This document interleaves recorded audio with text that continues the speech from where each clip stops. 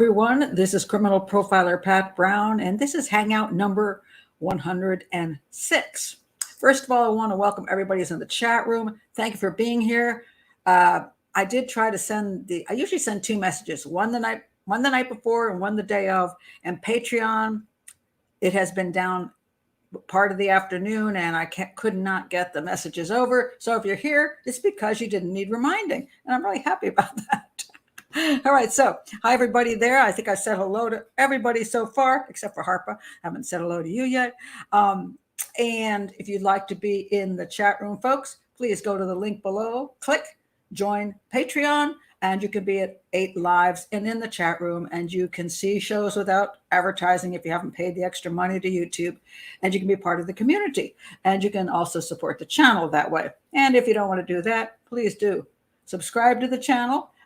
Hit the likes on any of those videos. Hit the bell for notifications. Check my playlists. Let's see what else. Yeah, I hit the bell. Did I say bell? Yeah, I said the bell. Okay, so do all those things. It keeps me going. And on that note, I just want to point something out that's kind of interesting. I just did this video yesterday. It was a kind of a message to Carrie Rawson, the daughter of Dennis Rader. And I had kind of a visceral reaction to an earlier video I'd seen her on where she kept calling him dad, and it really bugged me. And so I sort of said something on one of my Hangouts, and then I thought it was kind of I haven't really looked into this enough. So I bought her book, which I very much like, and I think it would be a great book to use in any educational setting that would teach people how serial killers can get away with these things for so long with a family right there, and why the family does not know, and then what it does to the family when they find out. I thought it was really a good book. The only problem I had with the book was at the end, she had lots of photos with her and her biological dad. I kind of want to call him anything else. Biological father, because he's not really a dad to her, even though he played the part, because he's a psychopath, and psychopaths don't love, but they do use. And he used his family as a shield, as a cover. He used his family as toys, all kinds of things. And I'm sure he liked the kids and the wife. They're useful. And the way you like having a dog, you like having a car, you like stuff, and you get upset sometimes when you like something a lot. Let's say I have a favorite, a favorite shirt, and then I spill red wine on it, and I get really upset. It isn't because I love the shirt, like the shirt has feelings. I have great empathy for the shirt, although some people do feel empathy for physical things. But it's like, I love this shirt and now I can't have it. That's the way a psychopath thinks about the people in his life. So I liked her book. She goes back and forth with a lot of anguish on trying to accept that this is her father, that one she thought cared about her, that she lived with all those years. And then so I did this video. It's about an hour long. I had no idea what I was going to say when I went into it. And because I felt somewhat emotional about what she was going through, but also about some of the things that bothered me about her viewpoint and what she was doing now, bringing out stuff to the public, his drawings, which I call serial killer porn. And I think she shouldn't be involved in that stuff. I think she should not be helping, quote, with investigations to the public. She wants to work with the police privately. I have no problem with that, but I have a real problem with what's going on now. And so I explained why I think she's doing that and all the different issues about television and the internet and, all this kind of stuff. I said, when I went into it, I didn't really plan a lot of what I was going to say. You know me, I don't plan much of anything. I fly by the seat of my pants and by what I think at that moment. And I've had an interesting reaction. A lot of times when you do something like this, because what did I call? Let me see. What did I call? Let me tell you what I called the actual show. Okay, I called the actual show. A criminal profiler speaks to Carrie Rawson about Dennis Rader. And then some people thought that was like, clickbait, because they thought they were going to see Carrie Ransom, and I was talking to her on the show. And I don't do interviews with people on my show, where two people are sitting there. So later on, I thought, oh, that's not what I meant. I was speaking to her, like through the internet, to make points and to reach out to her, but also to help her, and also to maybe, what shall we say, advisor. Okay, so and somebody said, oh my God, that was good clickbait. I'm like, oh crap, I didn't intend that. But then this is interesting how this works, because when you do something like this, a lot of people say you're only doing it to get subscribers, to get clicks on your show. And I want to let people know that when you do something just because I do things because I find them worthwhile doing. I don't do them because they're super popular. Do I have a reason to do this? Do I have a reason to analyze? So I can tell you what happened. I had, it's got like 4,000 views, which for a smaller channel isn't bad. I've lost 100 subscribers. Just want to let you know, I've lost 100 subscribers. Yet most of the comments are super positive, even from victims of crimes, people who have been in Carrie's situation. Very positive comments. A few nasty usual critters, but I've lost about 100 subscribers. So I'm assuming the people who have been my subscribers before, who saw this, got upset about what I was saying and stopped subscribing. This happens. And I just want to let you know that not every YouTuber out there puts out content for the specific purposes of getting viewers and getting clicks and all that kind of stuff. Not everybody. There's quite a number of good YouTubers out there who do things because they feel they're educational, they're useful, and all that kind of stuff. So I just wanted to point that out because it's kind of interesting. I was like, it was weird because on one hand, I'm getting great comments. People really felt positive about what I said. And on the other hand, everybody's disappearing. I'm like, that's weird. So anyway, it was accidental clickbait, Harper. But I don't do the interview thing on my channel, and I did do some of my radio things with some of your the patrons before, and I think I'm going to stop that. I enjoyed part of it, but a lot of people, I had enough criticism that I wasn't a great interviewer. I think that mostly is because when you're interviewing someone who is not coming on the show with a tremendous amount of information, you have to fill in time. And it's kind of awkward. Not that people haven't been great, but it's if I were talking, let's say I'm speaking with, I'm trying to think of somebody, another criminal profiler, we could have a full exchange because they come in with a great deal of information. But a lot of times when you're doing certain, you're chatting for the fun of it, it's much, much harder. So I'm kind of letting that go because it's really not my thing. And they might be right. I wasn't the best at it, but I don't really like doing an interview show in general. People say, why don't you have Carrie on? Because I don't want to have a big, that's not my kind of show. I'm here as a criminal profile analyst, and I'm not here to do that kind of conversational stuff or back and forth or argumentative stuff. It does not interest me. I have no problem with Carrie speaking on her own any place she wants to speak, because she speaks in a lot of places. She can give her own views. She doesn't need to be on my shows giving them to me.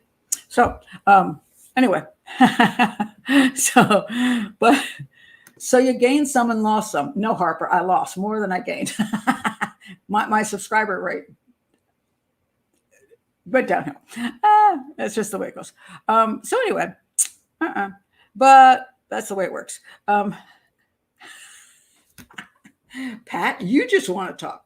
That's right. Oh my God, Lisa figured me out. Dang, she's a good profiler. Yeah, I don't like all those other people on my show talking. I really do enjoy them, actually. But interviewing is really, it's a whole different kind of thing, and there are better people than me. Let me put it that way. They're better people than me. So anyway, okay, let's get on to the news. All right, who can I piss off now? All right, what subject should I start to piss everybody off? Okay, since we're already in the pissed off mood, I might as well start with two cases because I want to make some points, and this will piss somebody off. But after I talk about the first case, stay around for the second case. All right. All right. So we've had all this stuff about. Okay, let's find him. Where'd he go? Where'd he go? Where is he? Where's my guy? Oh, not my guy. I don't particularly get a big thrill out of him. Where is he? I don't even know what he looks like. Is that him? Okay, somebody tell me who that is. Tell me who that is. I think it's. I never did watch the television show, so it was not my. It was not my thing. Where did my information? Oh, here we go. All right. So let's see how many people got that. Danny Masterson. All right, the '70s show. Yeah. All right. He just got convicted of rape from. There were 3 women who claimed he raped them, committed sexual assault from some 20 years ago, 15 to 20 years ago, somewhere in there. And it was an entirely he said, she said case, although he didn't say much. It's mostly she said, and she said. They convicted him of 2. The girlfriend who claimed he did lots of naughty things to her without her wanting them, that one didn't go through, but the other 2 did. Because they were not girlfriends. They were women that came to his place. And he got 30 years. And wow, 30 years. Now, I don't even know Danny. What's his name again? Danny Masterson. Never watched the show. Wasn't my thing. Even though I grew up in this. I was like 19 in the 70s. I mean, early 70s. I graduated high school in 72. So, I should have liked the 70s show, but I never watched it. So anyway, I don't have a thing for him. I just want to point that out because people go, "Oh, you must really like him." No, I don't even know anything about him, and he's not my type. Okay, so, but I find it fascinating and very frightening. And so one of the things people don't seem to want to understand is that when you're dealing with evidence, our justice system is supposedly based on evidence, solid evidence, beyond a reasonable doubt, when you convict somebody and put them in prison for 30 years of their life. Now, especially for something that happened 20 years ago where there's not one shred of physical evidence. Now, we've had a whole slew of this crap. It's the Me Too movement, which has had good repercussions in the sense that, hey, when I was in the 70s, it was hard to get a damn job. I'd go in there, I'd say, "Hi, I'd like to get this job." And I talk to the boss and he'd go, "Hey, how about dinner?" And I'm like, it was cute because, I was in Hollywood and all that crap. So, I had good legs. So I got prepositioned so freaking much. And I didn't get jobs because I wouldn't go along with the program. I did not appreciate that. I never got work in Hollywood because I wouldn't sleep with any of the casting couch crowd. And I lost a lot of jobs, just stupid jobs, like at a restaurant or trying to do some horrible office work, and I couldn't get those jobs either because I was fairly attractive at that age and friendly. And I came off in a way that they thought, she'll sleep with me. No, I won't. But, then when I didn't, they got mad and then they said, "Wait, they'll find somebody else to sleep with. I'll give the job to." That's pretty crappy. So I am all for putting these guys in a place where you better not do that crap. Because as a female, I suffered greatly from that. However, also saying that, the legal system shouldn't be about agenda. It shouldn't be about feelings and emotions and how we need to change society in that sense. A legal system is supposed to be to prove whether you're guilty of a crime or not. We've seen a slew of nonsensical crap. It started with, here goes my name thing again, the judge, Supreme Court Justice Kavanaugh. A woman pops out and says, I was at a party with him and I think he touched her boob or something. I'm like, seriously? That's it? No evidence, happened years ago. You're making this claim. He's like, I don't remember you. I don't remember being there. This is ridiculous. But tore up his life. Somehow he managed to plow through it. But there was no evidence except for what? Her story. And then we had Bill Cosby. Now, I've done this thing before where I showed you how I've been in Hollywood, and I actually did a fake thing where I said, hey, look, this is this story I had from Hollywood, that I was in bed with Cheech and Chong guys. And I was in bed with Chong during the set, and he molested me. And it was just, I was making a point how easy it is to make up a story. And I got a phone call from a top lawyer that I did, a top attorney, and I can't remember which one it was, that I did Nancy Grace with.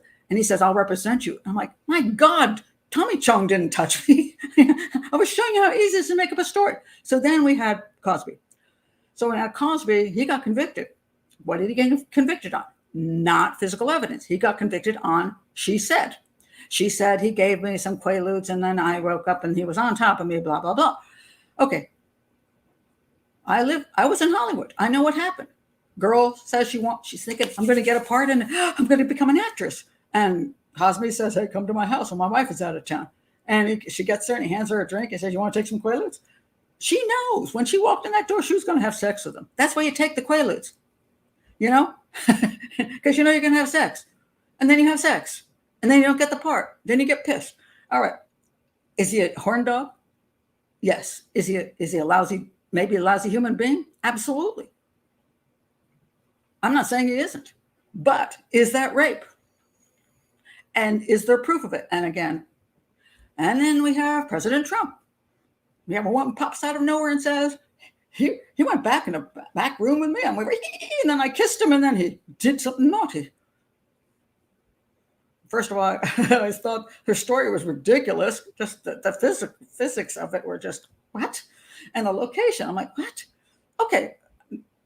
But you believe her. People say, well, I believe her. Okay. You can believe somebody, but it isn't proof. All right. So it's another stupid thing. Now we have this.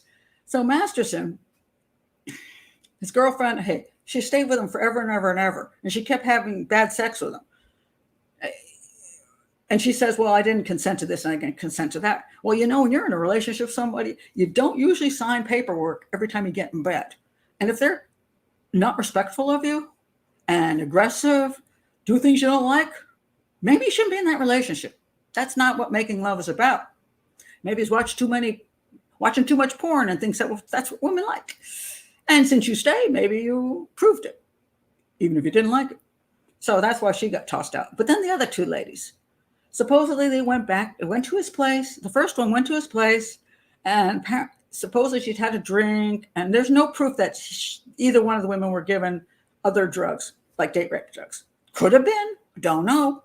I don't know, because that proof isn't there. It's not evidence. So anyway, the first one goes in, and she has a bad time with him. Apparently, he did some anal sex with her that she was like, oh, well, that wasn't pleasant. And then she left.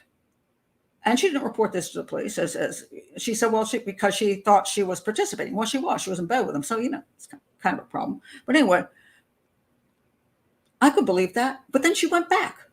6 months later, she's back in his apartment again. And then she says, then he did this other stuff. I'm like, why the hell were you back at his place? I'm sorry, but if a dude rapes me, I'm not going back. And even if I was willing to some extent, and then he took advantage of me, did things I hated, I'm not going back. But you went back. And then there's this story. All right. Then another woman went there again willingly. Somehow she ends up in a jacuzzi or something. And like, if you go in people's jacuzzis, usually you're naked, especially a private jacuzzi, especially if you go there, you haven't brought a bathing suit. You're in their underwear. Why are you in the jacuzzi? Why are you even going that direction? Because any guy puts you in a jacuzzi in his personal apartment, he wants sex. Where, you all know that. Okay. Did he then abuse her? Maybe he's a total scumbag. Maybe he did. Once they got the girl in his clutches, he was an aggressive. He had an aggressive nature with sex, and he was a pig. Maybe he was. The problem I have isn't if he's a pig. The problem I have is, how do you prove he was a pig outside of some people telling you stories that he's a pig? Because stories can be exaggerated. We had the satanic panic. The stories that were told were unbelievable. So he goes to first trial. Masterson, what was his name again? Danny Masterson goes to his first trial. Hung jury. They can't figure out, I don't know. Because apparently they had problems with the fact there wasn't solid evidence, and there was some people 20 years ago said they didn't like the way he had sex with them. And many of us can say we've had that experience and not gone on that second date. No, anyway. So it was a hung jury. It was mistrial. So they had another trial. Now, here's a whole thing which just boggles my mind. The prosecution couldn't put on a good enough case to convince these 12 people off a bus stop that this man was a violent rapist and should be in prison for many, many years. They couldn't agree. So they just had another trial and found another 12 people from a bus stop, and this time they did agree. What the hell? Do you know you can have mistrial after mistrial after mistrial. If the prosecution wants to try again, they can. As many times as they dang well feel like it. What kind of crap is this? You keep trying till you get the answer you want, not necessarily the right answer, the answer you want. Unbelievable to me. So anyway, I think this is absolutely outrageous. I don't know a thing about this guy. I don't know if he's a scumbag or not. Enough women have complained that I don't think I want to get in a relationship with him. But do I think he should get 30 years in prison? When you have people out there who are abducting children and raping and murdering them, they don't even get that much. This guy gets 2 women who say 20 years ago and a pissed off ex-girlfriend that he was a really freaking bad lover. Or maybe I didn't say yes. I can't remember. He gets 30 years? Okay. I'm sorry. There's something wrong with the system that does this, even if the guy's a pig. Now, if they got him to confess on an audio, if they had some proof, police report that they'd gone straight in and they had damage to their bodies, and then they did the rape kit and they had fissures and blood running down them. Okay, all right. You go right to the police. You get your basic thing done. It's still sometimes a he said, she said, but at least there's some proof that you're trying to get. But one of them said, it took me 15 years to realize that I might have been raped.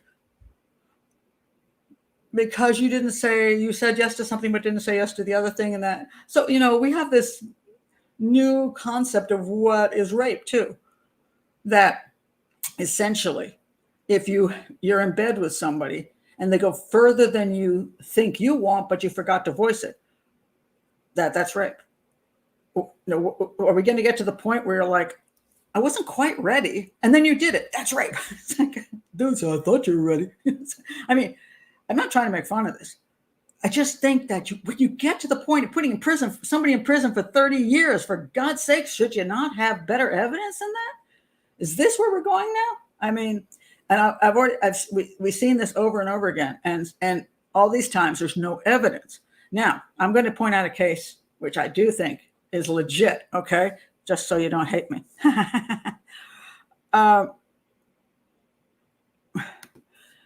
Well, it's going to be appealed, the attorney says, but come on, I'm not going to doubt rape victims. There's the problem, Mark. They're not proof they're rape victims. You cannot say I'm not going to doubt them because there are women who lie. Take Sherry Papini. She claims she was abducted and tortured. She lied.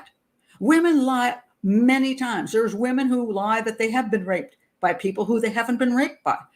A victim is somebody who truly has suffered some kind of crime against them. But there are people who lie. Just because somebody tells you a story doesn't make them a victim. You have to be sure they really are. So, hey, if somebody's a true rape victim, my God, I'm 100% with them. And I'm going to, before we go forward, I want to give you the other case. Yes, people don't like to come forward about being raped and say, oh, they don't believe me. They can't believe you if you don't have proof. You know why they usually don't come forward? It's not because the rapist jumped out of the bushes, hit them with a rock, and raped them. It's because they went out with somebody, they got drunk at a bar, they went back to the guy's place, they got naked and didn't like what happened after that. And sometimes they were raped. Problem is, he said, she said, you can't just go to the police. Well, now you can. And say, I didn't want what we did. Well, did you go to his house? Yes. Did you drink? Yes. Were you in bed with him? Yes. Were you naked? Yes. What's your complaint? I didn't want to go any further. And then he proceeded with sexual intercourse. How are you supposed to say whether that's rape or not? That's the problem.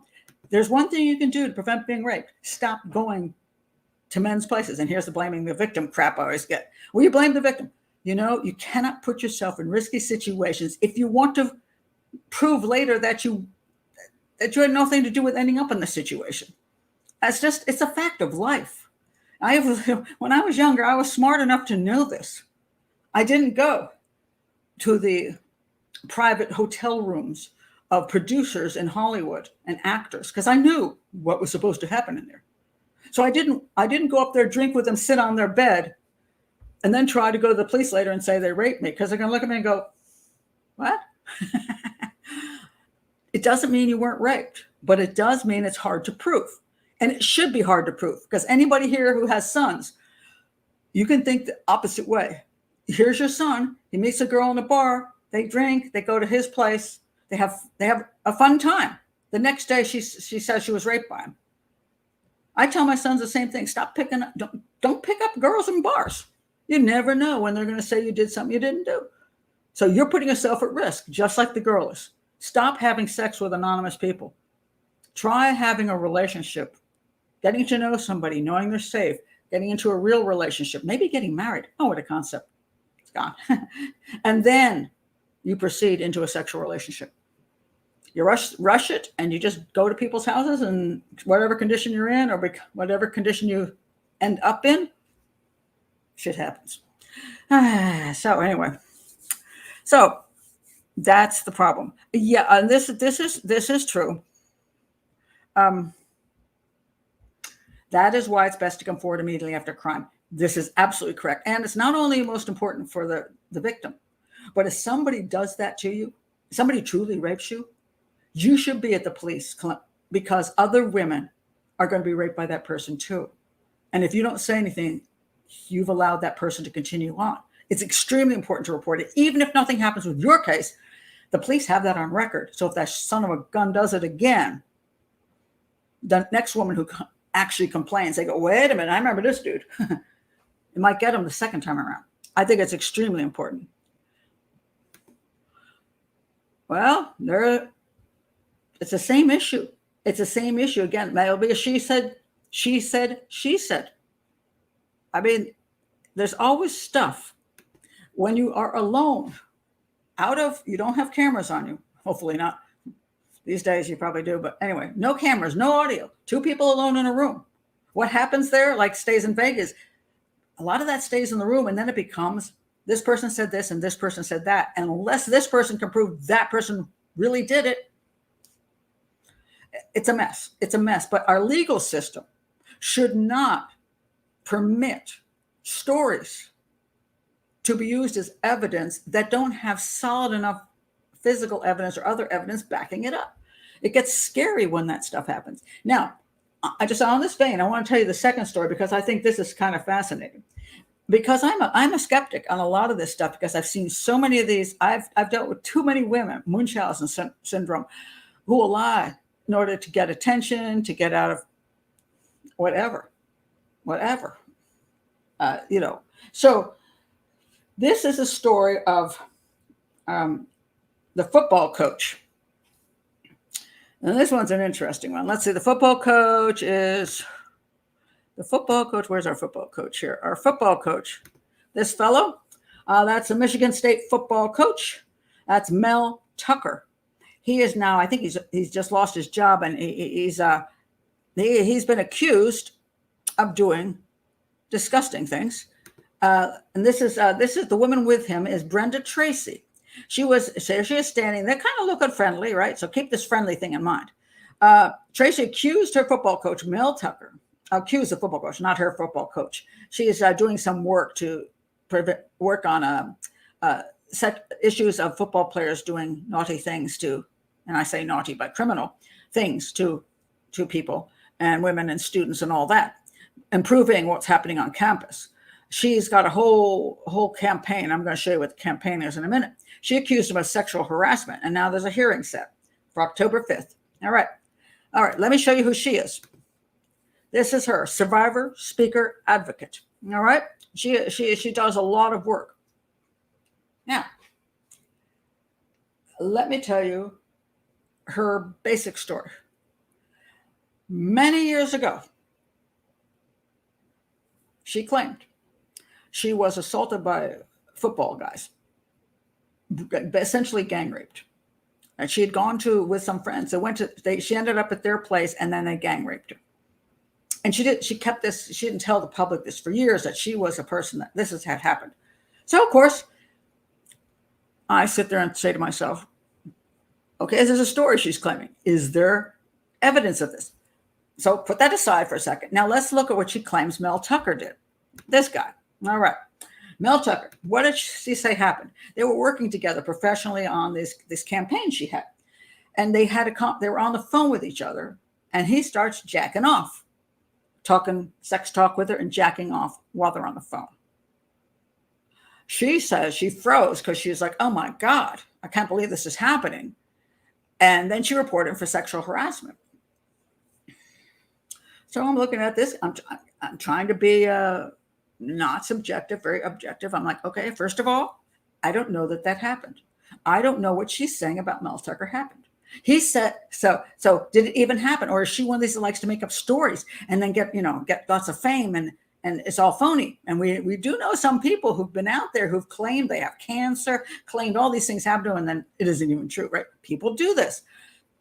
So the amusing part was Mel Tucker admitted he was jacking off during the phone conversation. And then he says, but it was consensual.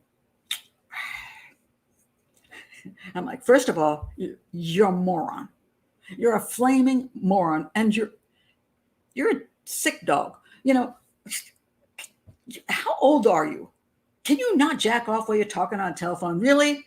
Especially with a person you have a professional relationship with who is out there to help prevent sexual harassment and rape, and you're going to jack off on a phone with her? Let's assume it was totally consensual. She was talking to him too, and she liked all of it. Don't do it on a phone, moron. What are you thinking? And he admitted it. So, okay, he deserves to lose his job. I'm good with the whole thing. Now, the question is, was it true sexual harassment? Was she making this up, or was it consensual? So one of the things I wanted to do was look back in time and see whether her claim that she was assaulted by 4 guys back in the day, years ago, was true. Okay. So I looked it up to see, because sometimes, you look and you really can't come up with any proof. And so I'm looking to make sure that, is there anything to her story that she had these issues. All right.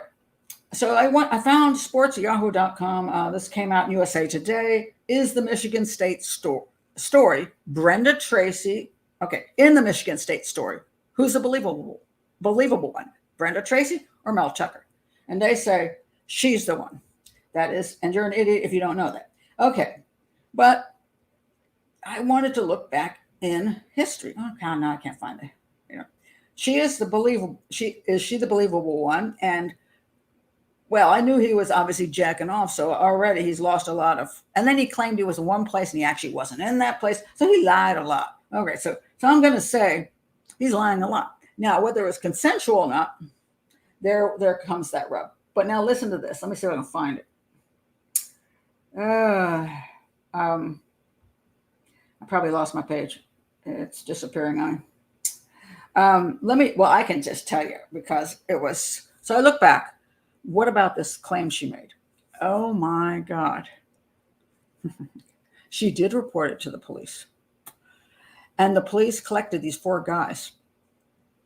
There was evidence. And these 4 guys these 4 football players were going, no, he did it. No, it was consensual with me, but he raped her. I mean, it was an unbelievably ugly, disgusting gang rape. It ended up not being prosecuted because she was very young at the time, and she was humiliated and she was embarrassed, and all this kind of thing happened. And eventually there was other kinds of extenuating circumstance things that came into the case, and she was convinced not to pursue it. I think she regrets that.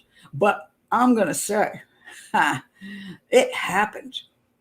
evidence was strong. She was gang raped by 4 football players. It's horrific. I'm going to go look for this thing again and put it in the link below. She wasn't lying about that. There was evidence, and she went to the police. She reported it. All right. So now when you come up to Mel Tucker, here she is again, and she's got this great campaign, trying to help people because she is a survivor. She really is a survivor. She truly, truly experienced horrific sexual assault. And I'm glad she's doing this work. Tremendously glad.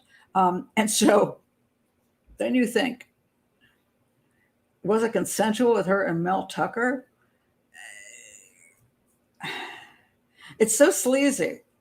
I'm having trouble thinking that, considering the situation she was in, a professional situation, and that she also was trying to prevent sexual assault on campus and all this kind of stuff, and that she would participate in this kind of phone conversation at all.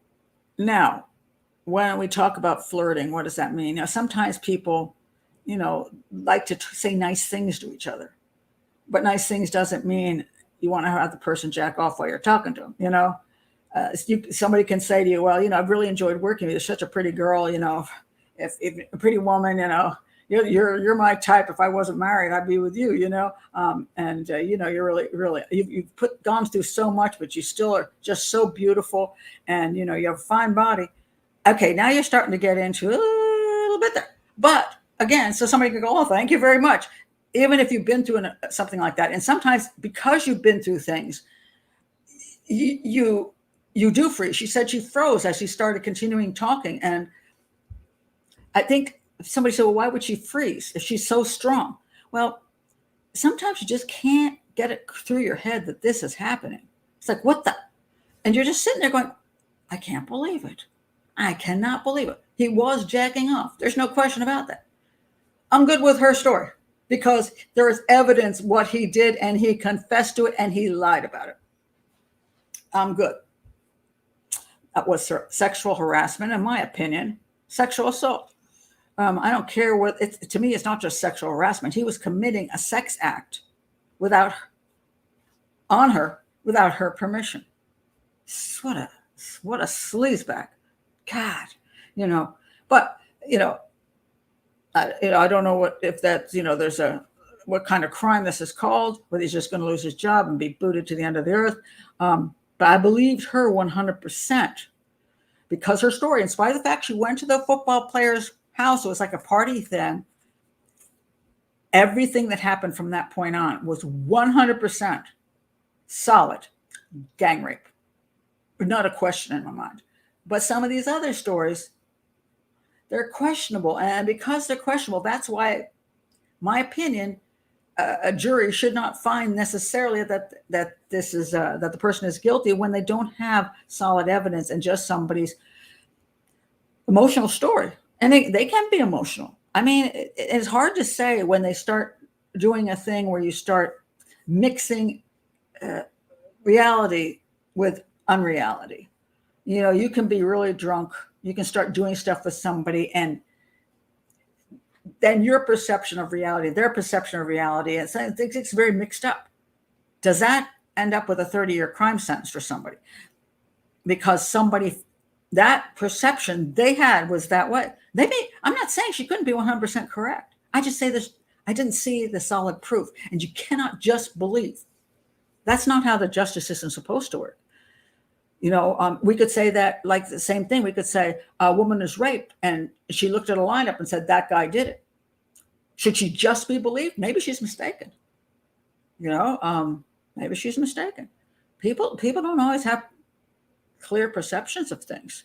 And I know I can't identify anybody. So God help me if anybody does something to me, I will be useless as a witness because I can't recognize faces. And so, but that's why we have a system which is supposed to be based on enough evidence that we don't have an emotional jury saying, well, I believe the women. But that's not evidence. That's just your emotional stuff. And they told a good story. And that's why I'll link again the thing I did with Tommy Chung, because so many people fell for that. It was just unbelievable. I made it up in 5 minutes flat. I did it in writing, and then I did it again on on one of the shows here. And people go, "Oh my God, I'm so sorry for you, Pat." I'm like, I'm lying. It's complete fantasy. I made it up. That's how easy it is. And what if I went through something that was kind of a mixed thing? What if I had actually gone to Tommy Chung's place and we'd gotten drunk and, and he got really friendly and I was half out of it, and maybe my story would be half true. Maybe it'd be not true. Maybe it'd be all true. How's anybody going to know? I just don't think you can put people in prison for 30 years on a he said, she said without evidence. I just find that shocking. Even if you don't like the guy, even if you do think he might have done it. I don't know. I'm shocked by that and frightened by it. And the fact is you can have a mistrial and just keep doing trials over until you get the results you want. How does that work? I mean, in that case, if a person's found guilty, why shouldn't we have another retrial and see if he is found not guilty? Now, you can do that with an appeal if you can prove there's reasons why there should be a new trial. But hey, why don't we have every person gets 5 trials, and whatever 3 out of 5 goes which way, that's when you get convicted or not convicted. How about 3 out of 5? All right. So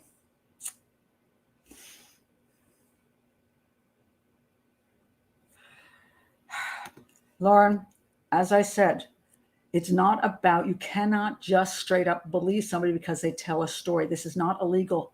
This is not legally how it's supposed to work. I don't care. I understand you want to believe them. All right.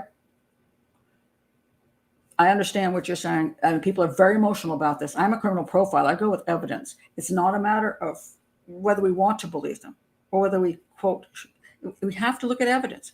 And you're saying that if you were on that jury, you would have believed them regardless of whether any evidence at all. And I have a problem with that. I'm not saying you're not a nice person. You're probably a wonderfully lovely person, but I speak the truth when I talk about this. I'm not, Lauren, I'm not talking about what happens outside of the courtroom. I'm talking about what happens inside the courtroom. I'm talking about jury trials, and the first jury trial did not find him guilty. They had a hung jury because they couldn't come up with whether the stories were enough evidence. The second jury's decided it was, because there is my opinion. I heard nothing about physical evidence. I heard stories. And no, I'm not making up that determination outside the courtroom. I wasn't a juror, and I can't do anything about it. I'm pointing out what I've seen happen over and over when we're talking about that kind of thing. And I'm all for people getting nailed for rape and sexual assault when they commit that crime. Absolutely. But I've also seen sometimes when the claims are not true, and they should, whatever it is, has to be backed up by what I consider reasonable evidence. And I didn't see it in this case. That's just my opinion. And I know some people have had experiences as victims, and they feel like they weren't believed. Well, I'm going to ask you again, I'm going to say this. It's not that it didn't happen to you, but the point being, if you're talking about a legal situation, how would you like to be tried for murder? If somebody says, I know that she did that. I know she murdered that man. Well, do you have any evidence of that? I know because she told me. She told me she murdered the guy because she hated him because he was cheating on her. I know she murdered him. She said that. Well, no, that would not fly in a court of law. Would you want to get a life sentence or a death penalty because somebody said you did it?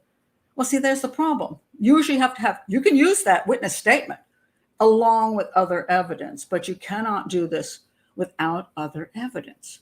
That's my point. And it's a rough thing. And that's why I always warn women over and over and over again. You may be telling the truth, but it's hard to prove.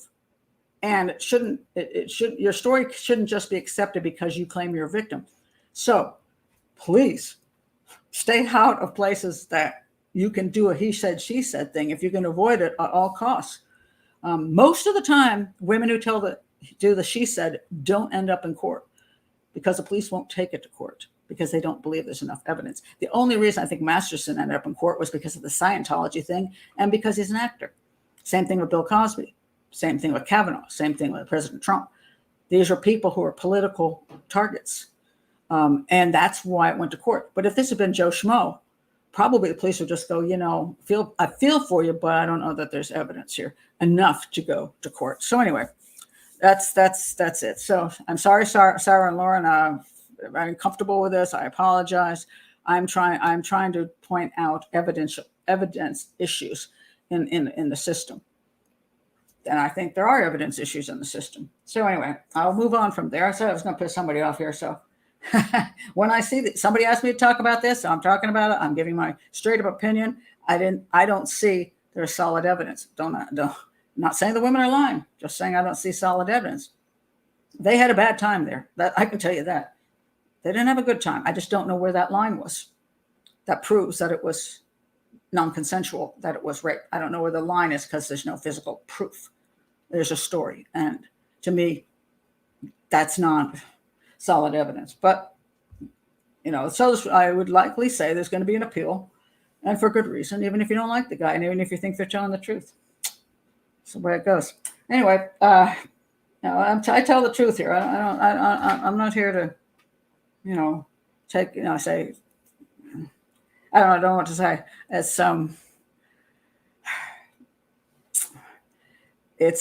a very personal thing to a lot of people, and it's also a very political thing to a lot of people, and a very social agenda for a lot of people. But I'm talking from a criminal profiler point of view, not on a political channel or anything. So. It doesn't matter whether I just like people who have been accused or like people who've been accused or like people who have accused or dislike people who have accused. None of that matters. What matters is evidence.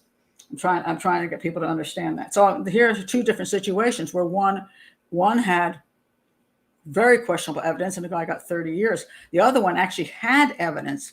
And because she wouldn't testify in court because she was so traumatized, it never went to court, and 4 guys who committed gang rape walked. So I believed her 100%. The other 2, I just don't know. I think they had I'm not saying I don't think they had a bad time. I just don't have proof that he committed the crimes they claim. I just don't. Anyway, let me go on to something else, and I pissed everybody off. All right, so I want to talk about, let's see, what do I want to talk about? Shouldn't have started with that. John, this guy confessed. It's a very fascinating. He confessed to a very old crime. His name is John Irmer. He is this guy. Where is he? There's not much of a picture of him. He was kind of hiding. Wait a minute. I don't know if that's him. Nope, that's not him. Where'd he go? It was just a tiny picture of him. How about this picture? I can't see these pictures. These pictures are so small that I can't ever exactly see. Did I already look at this one? Yeah, I did. It's not him. Where'd he go? He went missing. Anyway, he had a piece of his face. So anyway, John Irmer, he confessed to like a 44-year-old crime. Let's see if I can find the picture of the girl he confessed to murdering. Okay, this is the girl he confessed to murdering. She was murdered in Boston in 1979, and he confessed to the rape and murder of this girl. And it was a terrible, brutal rape and murder. And he's a suspect in other crimes as well. He's 68 years old, an ex-convict from Oregon, turned himself into the authorities, confessing to the rape and murder of Susan Marcia Rose in Boston back in 1979. The revelation comes more than 4 decades after the heinous crime took place.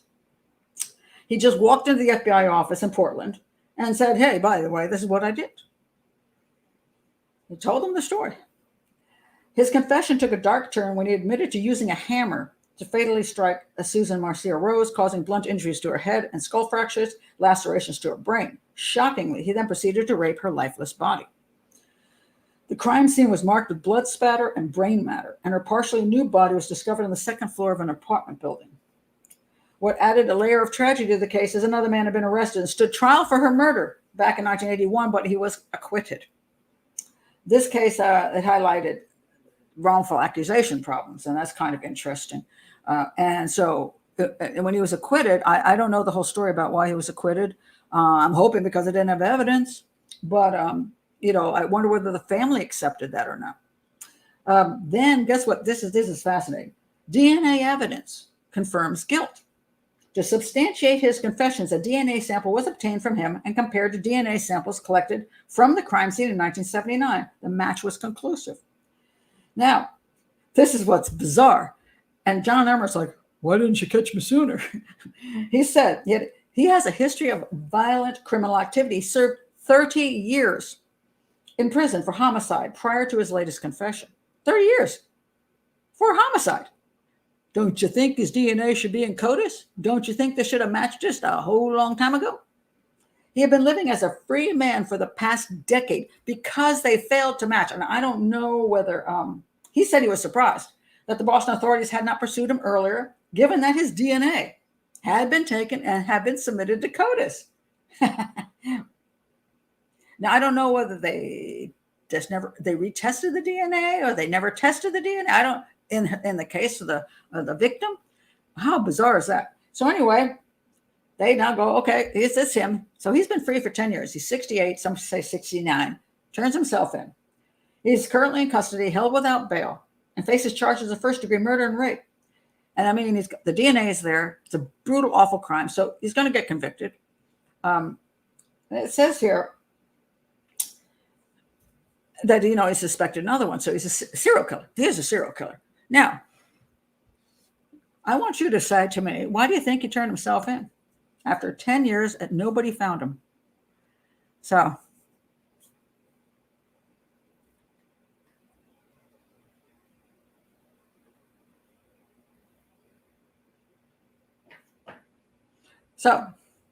what do you think? Why did he turn himself in after?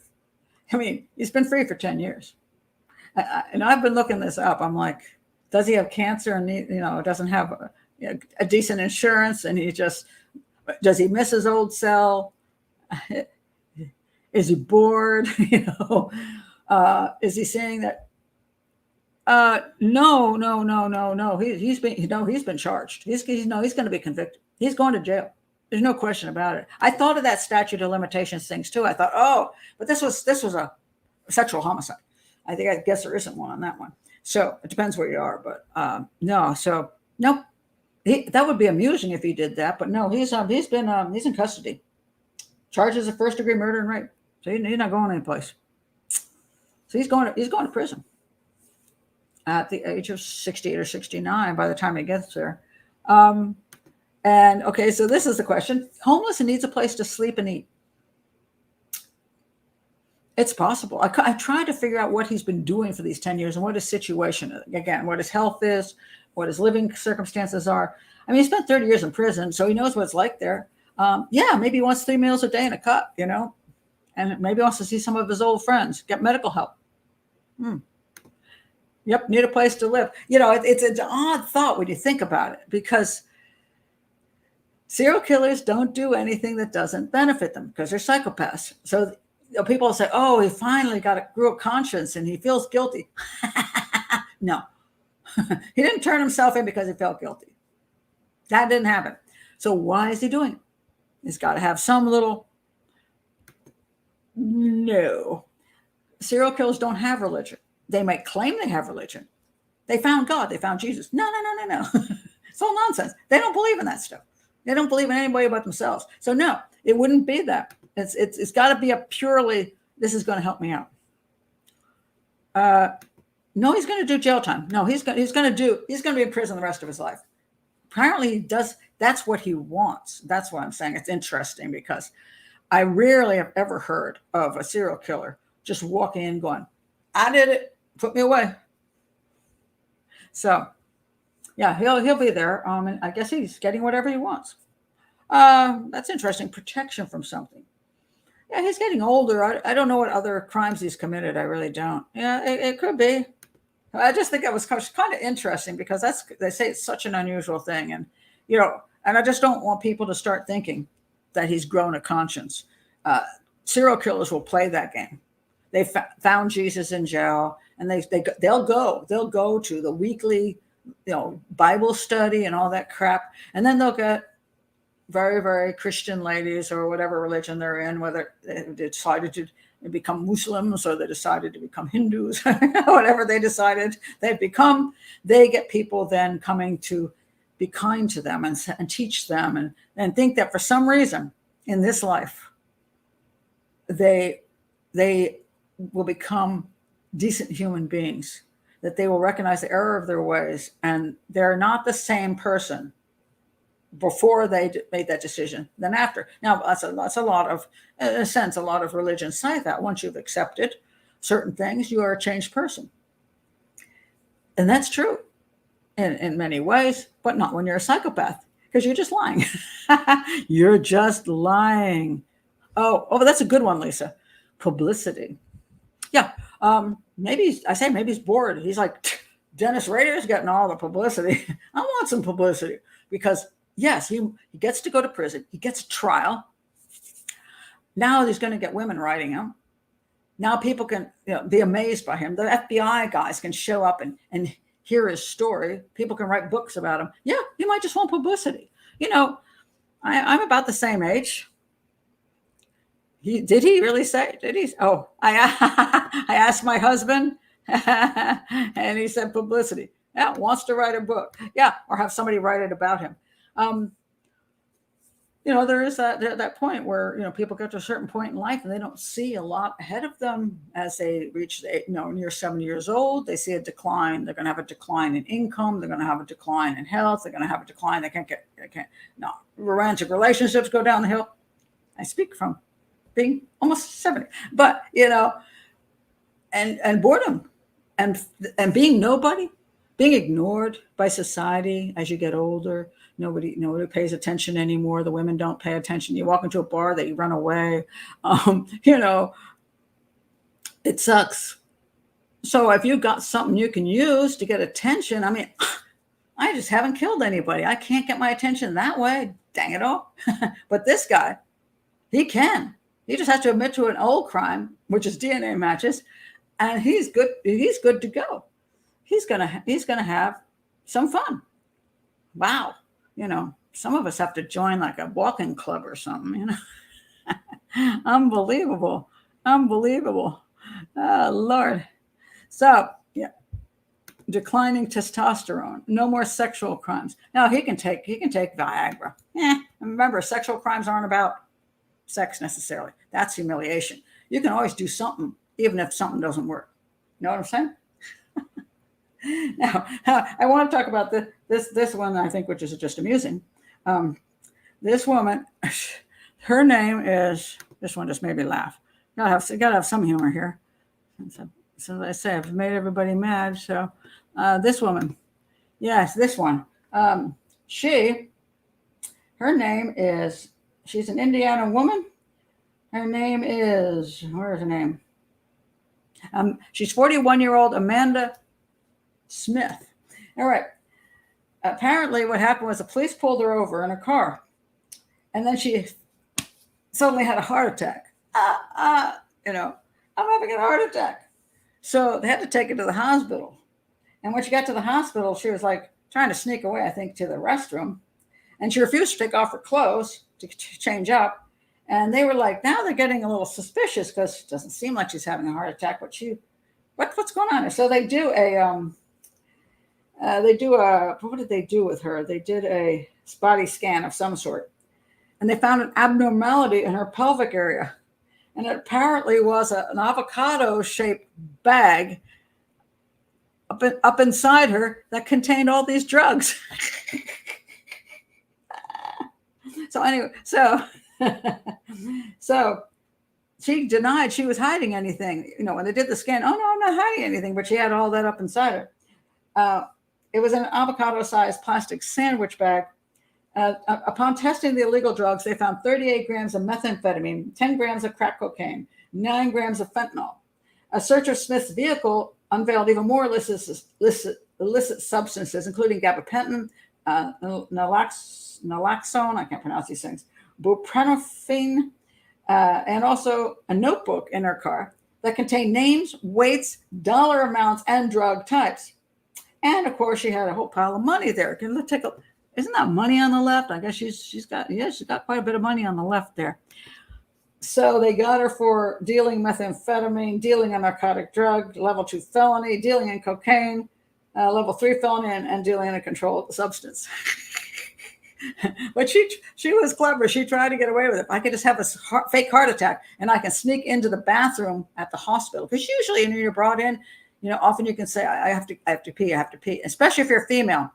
They don't usually bring you a bedpan, because the guys will just hand that little bottle thing too, say, yeah, that's it. We'll close the curtain.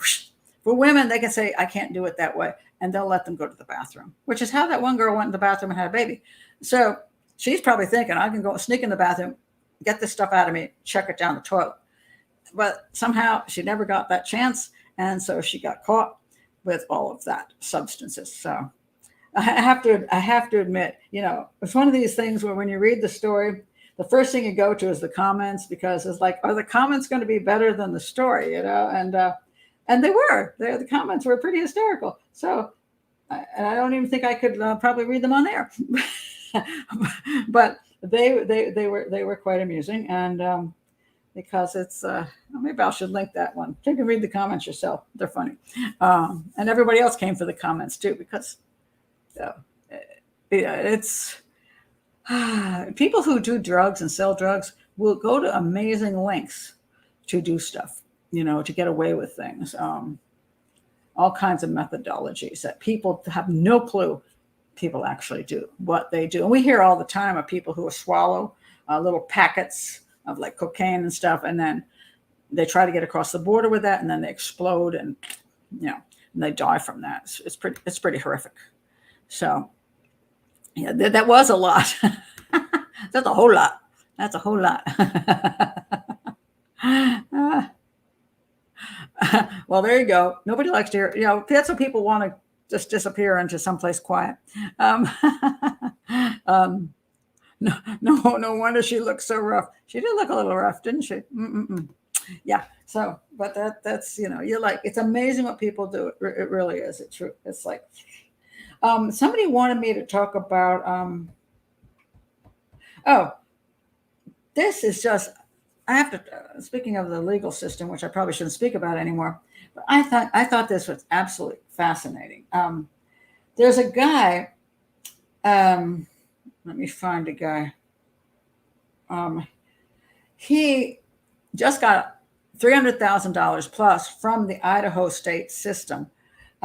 His name is Joseph Douglas LaCroix, no picture added. He was charged with not filing that he was a sex offender in the state of Idaho, a convicted sex offender. And he ended up in jail, prison, or wherever he ended up. Let me see if I can find a simpler story of this. He filed a petition against the state of Idaho under Idaho's Wrongful Conviction Act, seeking a certification of innocence and an award of compensation. He had been convicted of failure to update sex offender registry information in violation of the Idaho Code. He got stopped by a police officer. He had marijuana on him. He gave a false ID thing, and then they checked him out, and they said, "Oh, you didn't register as a sex offender." So then he went to prison and went to jail or whatever he went to. However, the weird thing about this is this: he won. He's getting $300,000 for false imprisonment. What happened was that he was charged as a juvenile in, where's the charge as a juvenile in? I think it was it Oregon? I forgot which state. Was it Oregon or Washington State? I think it's Oregon. Hold on a second. Let me figure out what state it was. No, it's Oregon. Okay. Oh, no. Sorry. Oregon's got a lot of stuff here. It is Oregon. Okay. So he was charged as a juvenile in Oregon with let's see. He had he had a sexual assault as a juvenile, and I can't get the exact information on it. Something to do with a 14-year-old, and he was like 17 or 16 or whatever. She was under the age, and he was above the age. Now, I can't get information about what the actual quote crime was, but here's what's fascinating: that the juveniles in the Oregon system, they aren't necessarily called convicted. They don't necessarily convict them. What they do, and I really did not know this. This is something totally new for me. Let's see. Let's see what we find here. It's called adjudication. So the juvenile goes to juvenile court, has a judge, and it is adjudicated that he is guilty or not guilty, but he is not convicted of the crime. just adjudicated. So therefore, he was not a convicted sex offender. When he went to Idaho, their whole juvenile system is different. But because he was not convicted as a sex offender in Oregon, he shouldn't have been charged with that crime of not reporting in Idaho. Fascinating. Now, it says here, even though Mr. LaCroix was not a convicted sex offender, he was required to register in Oregon's adult sex offender registry, supposedly, you see. But that didn't turn out to be true. So therefore, now he gets $300,000. Now, it's very interesting in Oregon that they have most of the kids, from what I can see, most of them, even if they commit violent crimes, can be adjudicated and not convicted. I have never heard of this. I mean, maybe I'm just under a rock as far as legal stuff goes. I'm a profiler. I'm not a court person. I like evidence, so I'm big on the evidence thing, but these guys are found guilty of some crime, but they're adjudicated, and therefore they don't have an adult record. They've never been convicted.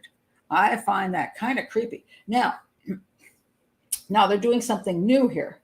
It says here, in the case of youth referred for more serious offenses or those with chronic referrals, juvenile departments and local district attorneys work to file delinquency petitions in the juvenile court, moving toward adjudication. So they keep trying to prevent these kids from getting charged with as an adult or with an adult crime.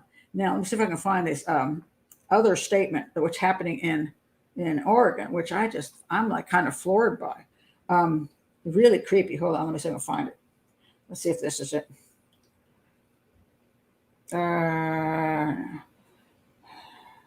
No, okay, that's not it. Where did it go?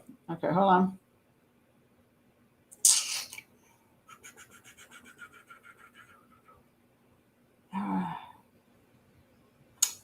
Oh, here we go. Oregon, this actually is from 2019, but listen to this. Oregon reforms its juvenile justice system. Governor Kate Brown signed a bill reforming the state's juvenile justice system so that offenders age 15 through 17 accused of serious crimes are no longer automatically sentenced to adult court. So even if, let me see where the even if is here.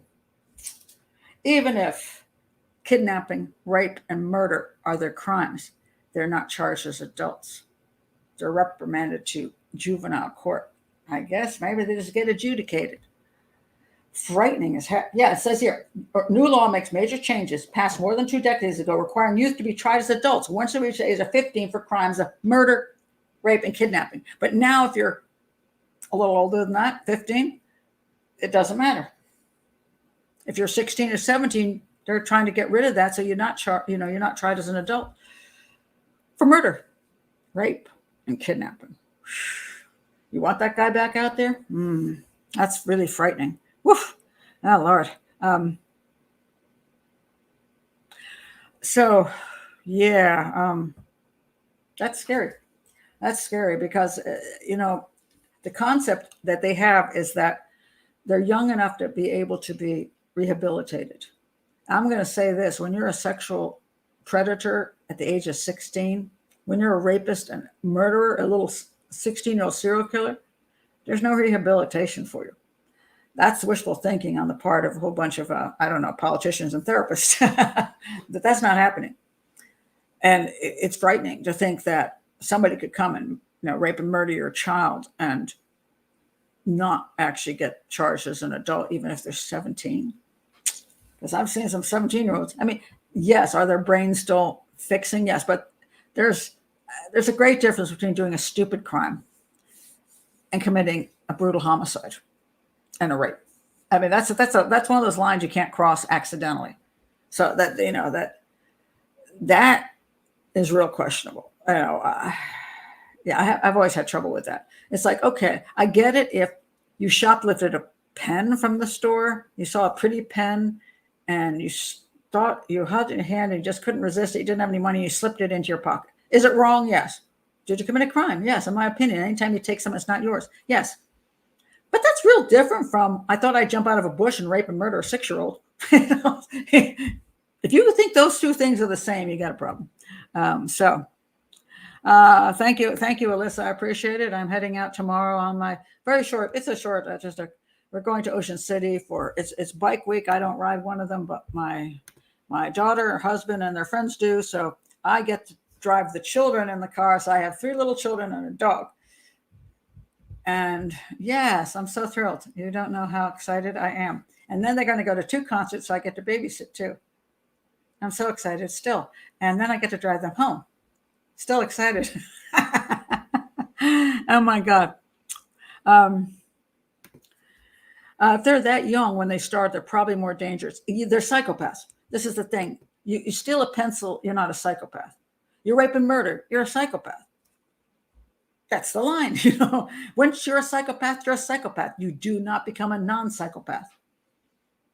Does that mean you'll always commit a violent crime? Not necessarily. You might decide that violent crimes are too much work, that you found a new way to get over on people and you're going to go for that. You might become a politician. You might become Jim Jones. You might find some other methodology. But you're still a psychopath. And you're still a danger to the community. Yeah, you missed up me pissing people off. So there you go. And I'm really sorry about that. I'm not intending to piss people off. I'm trying to show people the evidence issues, but that is not necessarily a topic that I probably should go to too often. It's such a touchy topic, and I see people have a real difficulty with the subject matter, of wanting to care and care for victims, and the issue of legal stuff in a sense of evidence. And as I say, as a profiler, the one thing I can't be is emotional and subjective.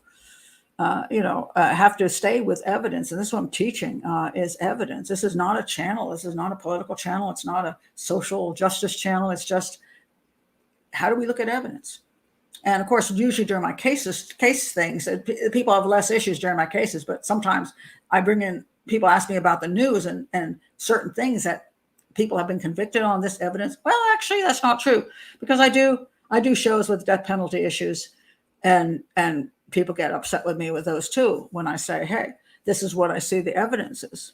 And if you have a strong feeling for or against the death penalty, you might get upset with me. But I'm not there to push for the death penalty or not for the death penalty. I'm just there to say, what does the evidence show us? And if the Innocence Project thinks he's the greatest guy in the world, like the last fella, Richard Glossett, poster boy, and now I do a show on it, and I get a ton of hate mail. You know how much hate mail I get. You should see how badly it gets, and how many people will dump. They will unsubscribe. They will leave Patreon because I touch on a subject that is touchy, a subject that is very personal to people, or that they have some kind of very, very strong feeling about, and then they don't deal well with me saying, but what about the evidence? So it gets tricky. Yeah. What vacations? I haven't been on vacation since last time I was on vacation was January of this year. I went to Puerto Rico. I haven't been there since. I haven't had a vacation since. I want to know what vacation I went on. Hasn't been happening. I wish it was. It is an emotionally triggering subject. But again, I'm a criminal profiling channel. If you come here, it's to learn. It's to learn about evidence and evidence analysis. And if it does trigger you because you got issues, maybe this is not a good channel. And I don't have a problem with a person saying this isn't the channel for me. I need to go someplace else. I need a different kind of input. Yeah, as I say, I don't do my channel to just get subscribers or to just get likes. I don't do that. I'm doing it because I'm analyzing evidence, and I don't pick whether it's a popular topic or not.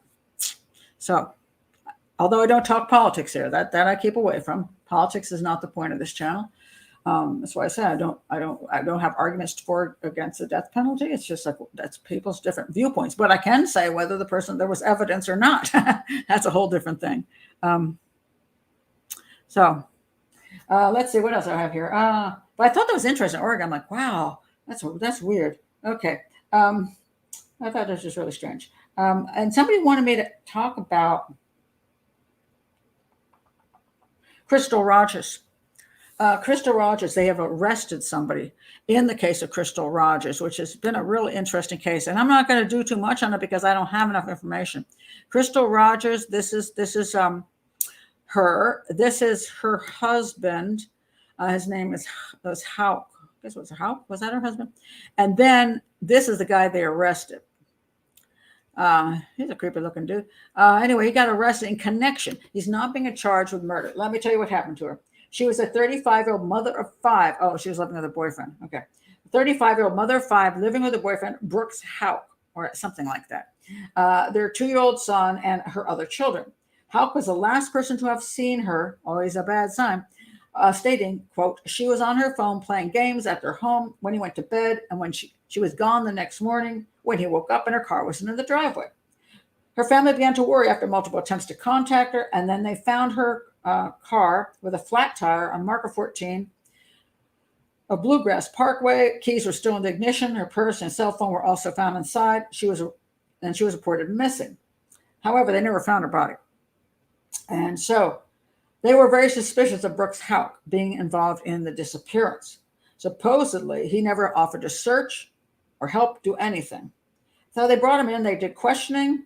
And let's see. And then his brother, who happened to be a police officer, said, don't talk to the police, which is probably reasonable, actually. Then he was called in to testify to a grand jury about which led police to suspect he had involvement in the disappearance. Oh, let's see. Oh, no, that's Nick. That's his brother. So they thought Nick, the brother, helped with this too. Nick took a polygraph. Let's see, grave concerns about the results. What? Okay. Nick was fired from the police department and officially named a suspect. That's the brother of the boyfriend. Then they were looking for this white Buick, and it turned out to be that the grandmother had this white Buick, but then what happened to it?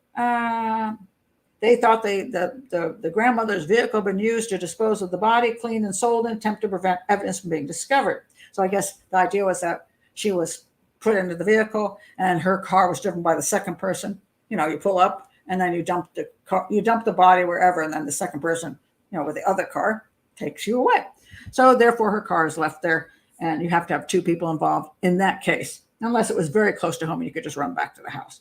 So they search anyway. Then what became interesting was that 16 months after she disappeared, her 54-year-old father, Tommy Ballard, was shot to death. He'd been hunting on his private property with his 12-year-old grandson, and he was shot once in the chest, and they cleared the grandson of foul play. And also they cleared the thing of suicide. So somebody shot the father now of her. So so there's a whole bunch of stuff going on, but apparently this guy, where's the creepy looking dude? This guy is also the son of some other guy this boyfriend worked with, and he's not being charged with murder, but helping conceal a conspiracy. He's getting conspiracy charges. So they're finding someone to pull in there that they're hoping, I think, to give more information against all the rest of the people involved, which I don't know how many there are now. I mean, does this boyfriend guy, he's got his brother supposedly involved in it, and he's got this character involved. How many does he have involved in this thing? If he got rid of his wife, he's got lots of friends. Oh, man, good friends help you move, and good friends, better friends, help you move bodies. It's kind of just amazing. But I don't know. I don't know at this point much. I know there's a lot of stuff about the case, but not too much to analyze, except for, yeah, she was murdered, and which one of them did what is more the question.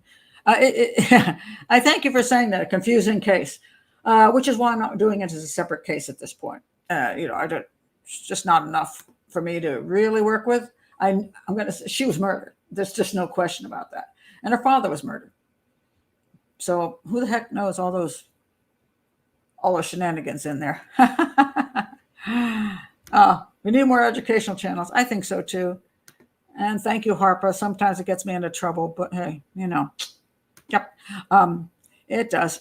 But yeah, well, I'm glad they got somebody, because people have been wondering, are they ever going to arrest anybody in this crime? They haven't found her body, but they got suspicions all over the place. Father's clearly murdered too, because he was getting, he was like doing his own little investigation. Sort of like, okay, we're pretty sure we know the boyfriend's involved. And when are they going to arrest somebody? So they did. But people are like, who the heck's that guy? Nobody really knew who the guy was. But he's the brother of the son of the guy the boyfriend was talking about to the police. That's all I know. So we're going to have to see how that pans out. But I think that's a kind of interesting one. Let's see. I've got one more thing just to talk about. The guy they just caught, Daniel. Let me find him. There. Where'd it go? Which thank God they got that guy. Oh, here we go. The guy that escaped prison in a really cool way, which is kind of funny because the guy, first of all, he's a Brazilian national who obviously was in the country, probably not so legally, and he committed a homicide in Brazil as well. So this is a bad guy, okay? Really bad guy. And he stabbed his girlfriend to death in front of her own children. Nasty piece of work. So they anyway got convicted. He's put in prison. And then he managed to like climb up a wall, like he said crab walk up a wall, disappeared out of the camera's view. And this apparently was a methodology that had been used by a recent inmate who escaped. So it's like, so a guy escapes from prison by that very method, and you don't fix the problem. So the next guy does the same thing. It's like, are you idiots or what? So anyway, he escaped, and then he was on the run for a long time. And he was very, people knew he was extremely dangerous. So people were pretty scared if he was in their area. He did a few things that were, he went to a guy's, let's see what happened here. He went into a guy's garage and stole his a rifle from the garage, and the guy shot at him but missed, unfortunately. And they finally found him in the woods, and one of their dogs munched on him a little bit, and they brought him in. But the community was very, very frightened about this guy, obviously. And the question, a lot of times is, what's he doing in our country? Let's not get into political things, but he's committed a homicide in one place, and the problem is if he's here, and he's that kind of guy, he's a danger here too, and clearly proved it. And now, we get stuck with him in our prison system. And then, some people say, he should be extradited back to Brazil, but he's already converted here. So, so I guess we foot the bill because we don't want to put him back in Brazil because he'll probably escape from Brazil and then he'll come back up here again. And so, then he'll commit another murder in the U.S. So he's not a good guy. Not a good guy.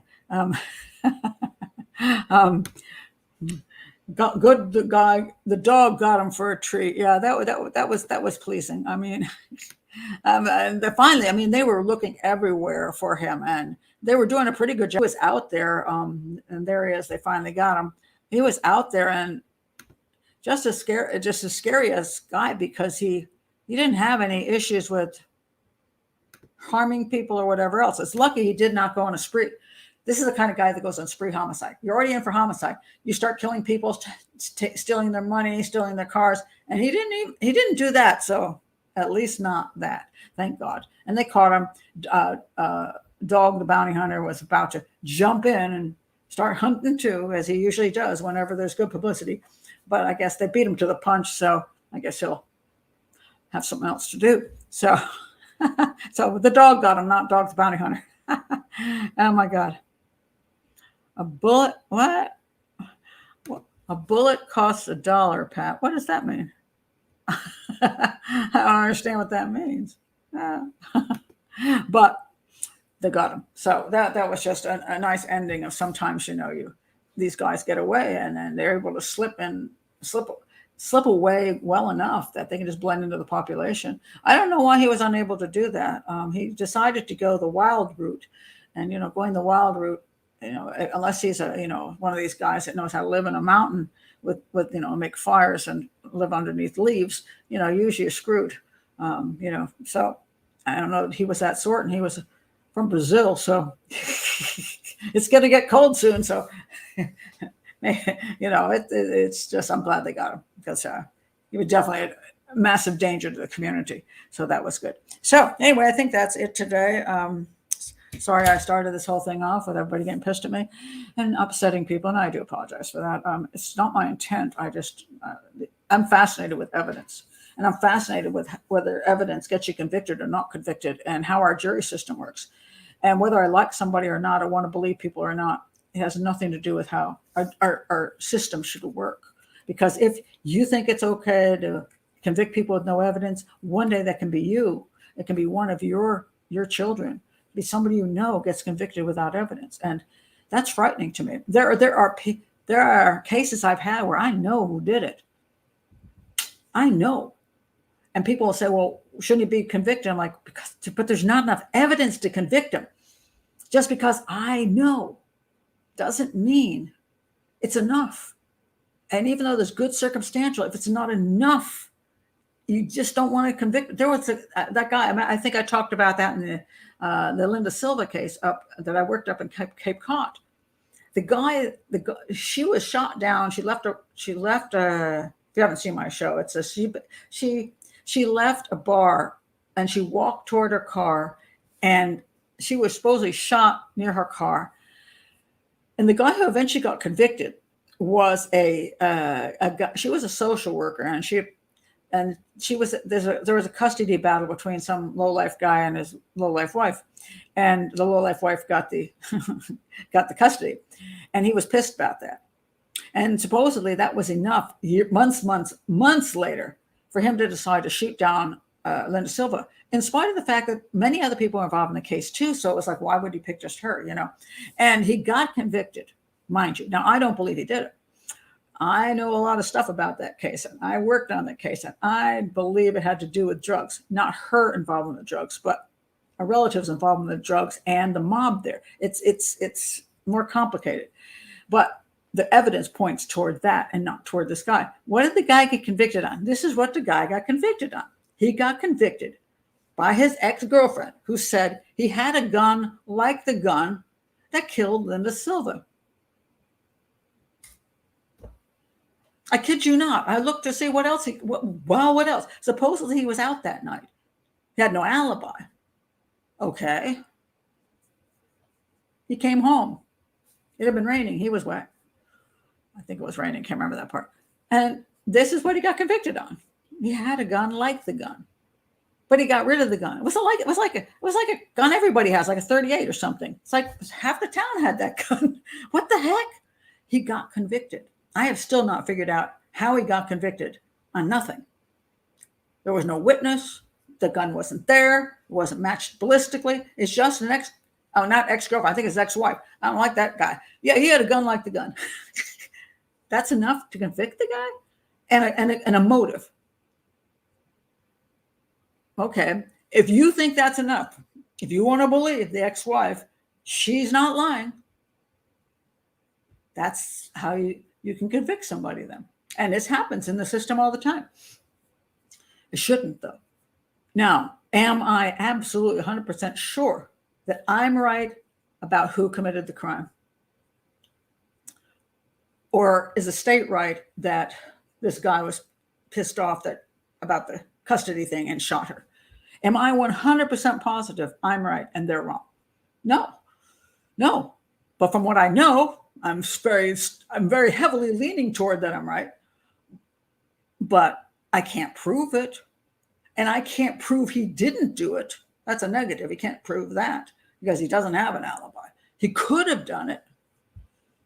But should you be convicted because you could have done something?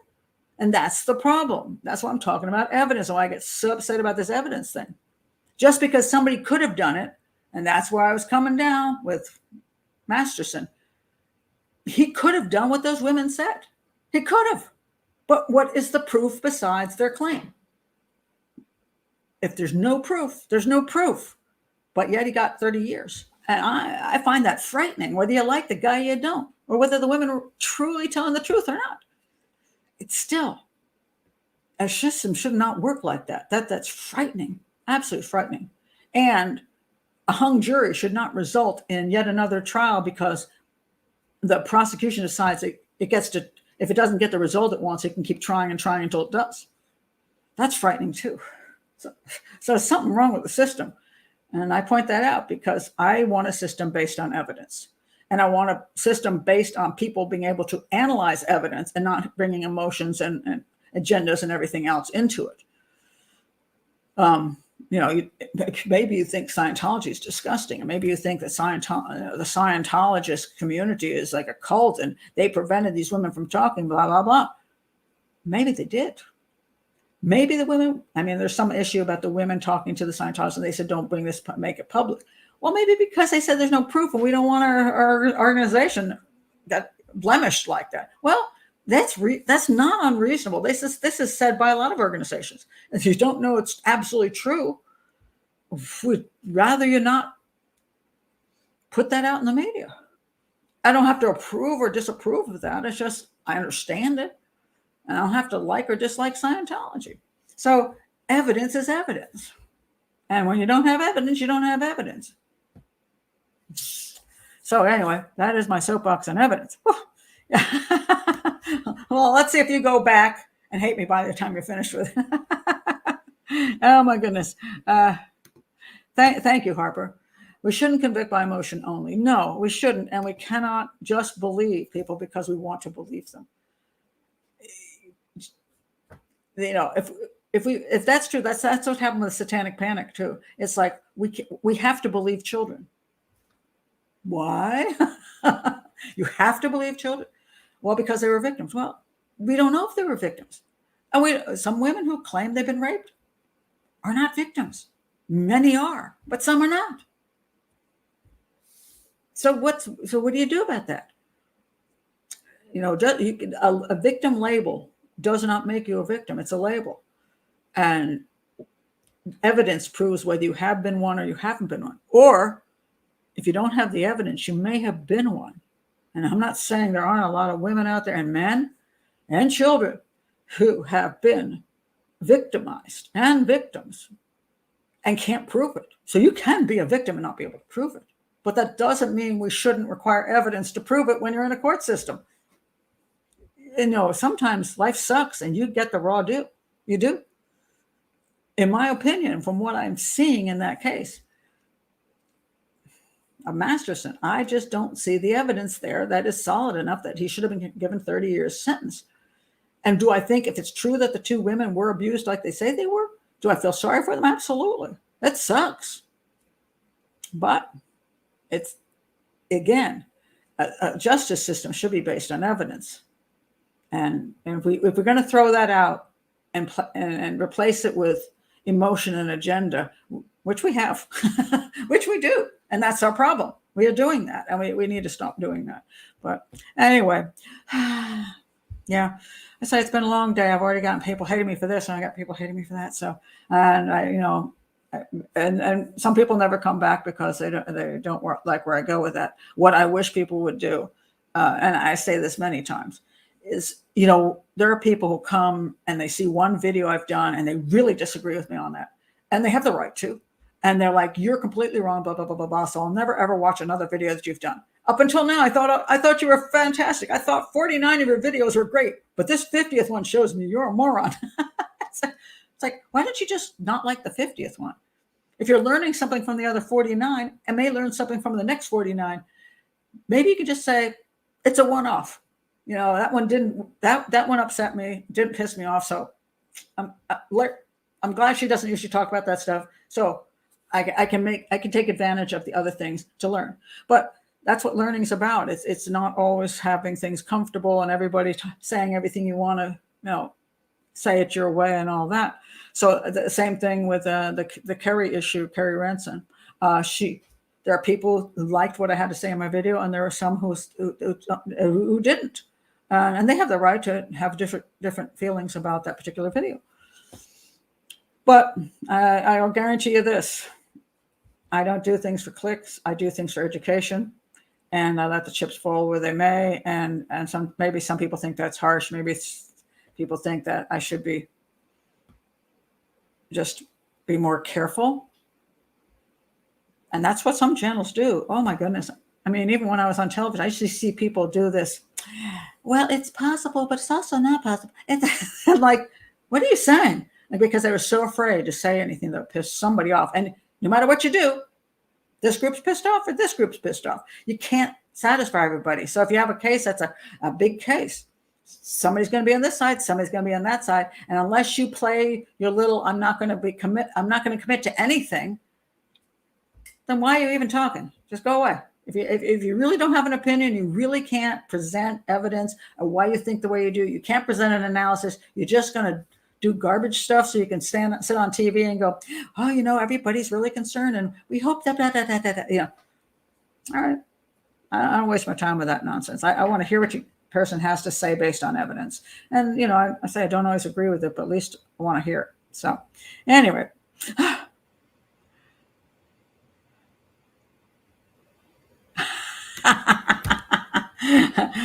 Well, there's truth to that. The one thing nobody wants to talk about is bad sex.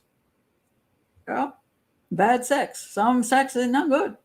Other people who have sex with other people and end up very disappointed because a person is uncoordinated or is rougher than they thought, or has some ideas they didn't particularly like, or they just suck at it, and there's a thing called, women have actually reported men the day after remorse. They had that morning after remorse. They're embarrassed they were with a guy. They're pissed off at what went down because they didn't have a good time, and they report it as rape. But it's not necessarily rape. It's just maybe bad sex. And, when you go with a stranger, sometimes, you're rolling the dice on whether they're Don Juan or whether they Don Stunk, I mean, that's reality. It's life. That's the way things work. Oh my goodness. Well, I might have to disagree with that. Bad sex is like bad pizza. It's still pretty good. No. I'm a pizza snob, New York style, Naples pizza. I'm still stuck with those two. That's where the pizza is. That's what's so darn good, and everything else is a disappointment. I'm picky. So I might say I'm the same way with sex. Oh my goodness. Oh, well, that's a nice way of thinking about it, Harper. Sometimes you just start talking about these things and you don't even realize people are getting all bent out of shape about it. And it's because they see it a completely different way, and they come at it from a different position. And what am I going to do? Again, I can't, you can't please everyone, as they say. No matter what case I talk about, somebody's getting pissed off at me. Believe me, you should see the crap I see come in, no matter what it is. It could be Jean-Benet Ramsey. It can be the Madeleine McCann case. It can be, just any of the Innocence Project cases. Those are really tough ones. And I get yelled at. You didn't read the book. And I'm like, yes, I did read the book. Okay, you didn't read it well enough. It's like, and you're a police stooge, and you're paid by the government. Pretty soon they're going to say that I'm a fake Pat Brown. I'm not even that real Pat Brown anymore. Now I'm the fake one the government put in my place. You just can't. And there's a lot of crazy stuff, but then there's a lot of people that truly feel something very strongly. I don't know that I can always cater to that. Then I can't talk about evidence. But I think the ones that get the strongest personal reaction is the he said, she said cases. Because when it's a real rape, there's no question. Nobody has any issues about that. When I put quotes around the real, okay? Not the rape thing that what's her face said. But I get her point when she said that. Rape in the sense that this is a stranger assault, violent rape that is unquestionable. The person ends up at the hospital. They end up, the police come and report the person's tied up to their bed and some guy came through a window. That's what you call rape. But date rape, partner rape, going with a guy from a bar rape. Those things all get all messy when it comes down to alcohol, drugs, what really happened. And those are the ones that are very hard to prove. Most of the time, police do not move forward with them. And the times I've seen them move forward recently, all are very political. They're political cases. And people are being accused based on extremely little evidence, and 20 years later. And to me, the 20 years later thing is a massive issue, because no one can defend themselves 20 years later. I can't even remember what happened 20 years ago. Clearly. So somebody can say, well, did she come to your apartment? You're like, I don't know. What did you do with her there? I don't know. We were both drinking, having a good time. I thought, I don't remember her name. Did I do something bad to her? I don't know. Maybe if so how is that guy going to defend himself against what some woman said happened 20 years ago? And maybe he was a bad guy and did do something to her, but how do we know? It's been 20 freaking years. Now, and based on what? Based on absolutely what? Somebody's story. Unless the story, to me, the only way a story works would be something like this. All right, you were walking down the street and a guy kidnapped you. Okay. And, well, like, for example, I think the Danelo Cavalcante, is that his name? Yeah, story about the police officer who was convicted. I think he got over-convicted. Mind you, I think he did some of those things that he did. And I think he should have gotten convicted. I think it was a little extreme. But do I think he stopped women that were vulnerable and had a 5-minute to 2-minute oral sex thing with them where he thought it was funny to pull it out and do it, make them do it? Yes, I do. And there was enough evidence of him lying, of him breaking protocol, doing things he's not supposed to do as a police officer, contacting victims, going to their homes in his private car. There was enough, not just their stories. But some of their stories were like all over the place because they were drug users and all kinds of things. And maybe they were pushed into giving stories. But there was enough on the Danelo Cavalcante thing where I would say he did, in my opinion, I think the evidence was strong enough to say he did do certain things. It wasn't strong enough to prove other things. So I think he should have been charged and convicted. He was charged. I think he should have been convicted on certain crimes, but not the other ones, because I'm looking at evidence again. So a story like the one, I think it was one of the women said that he put her in the car, and then there's supposed to be, well, what's evidence of that? Well, she was able to describe exactly the way the car moved on the streets. And that matched they looked at the GPS thing on the car, whatever you call it, and they saw the car went exactly the way she said it did. So her story was backed up by something. You see how that works? It was backed up by something. And one woman said she was sexually assaulted in a hospital, and he came to her house and wanted to have sex with her there. And he picked her up on drug charges, and that's her story. But then you find out that he contacted her on Facebook more than once and told her to call him, and then he got in his own personal car and went to her house. That's not what a police officer does. That is suspicious. That is evidence. So there was enough to back up these women's stories that they weren't just telling stories to go get a police officer in trouble. So that's why their stories had some strength to them, in my opinion.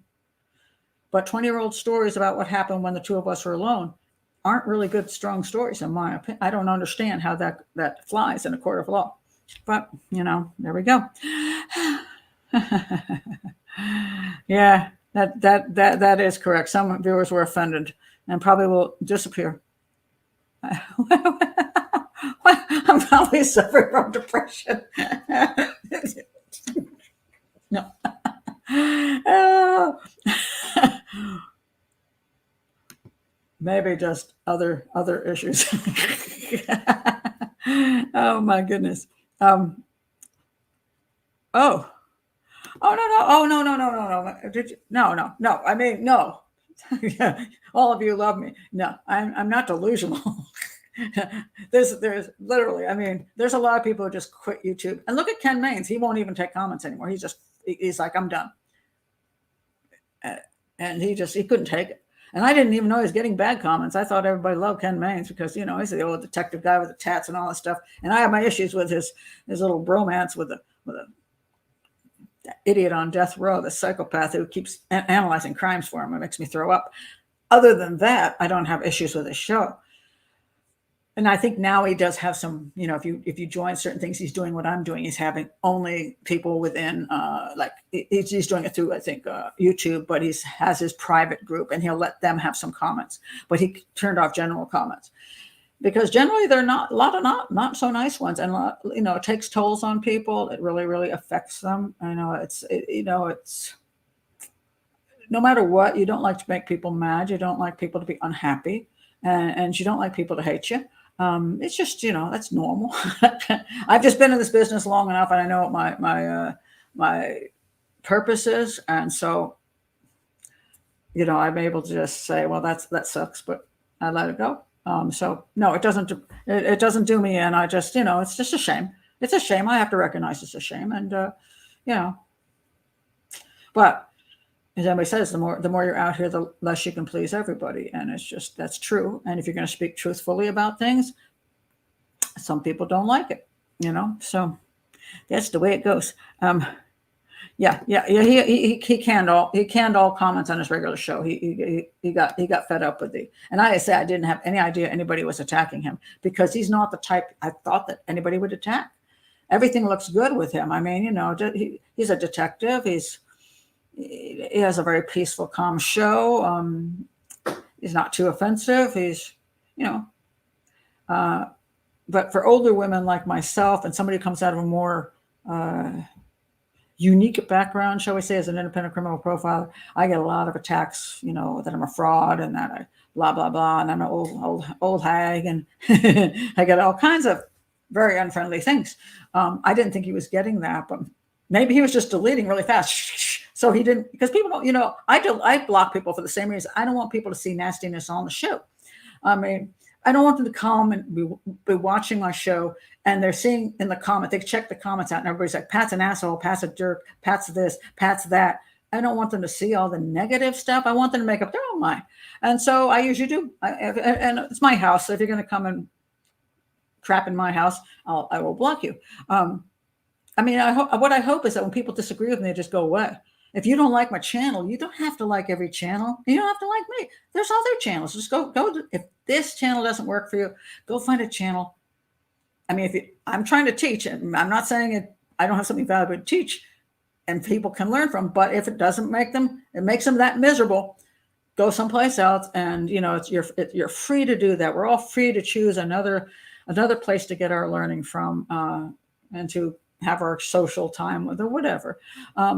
I just wish people would just go away nicely, but sometimes people get really vicious. I have had sometimes, emails like a mile long with nothing but 100% insults.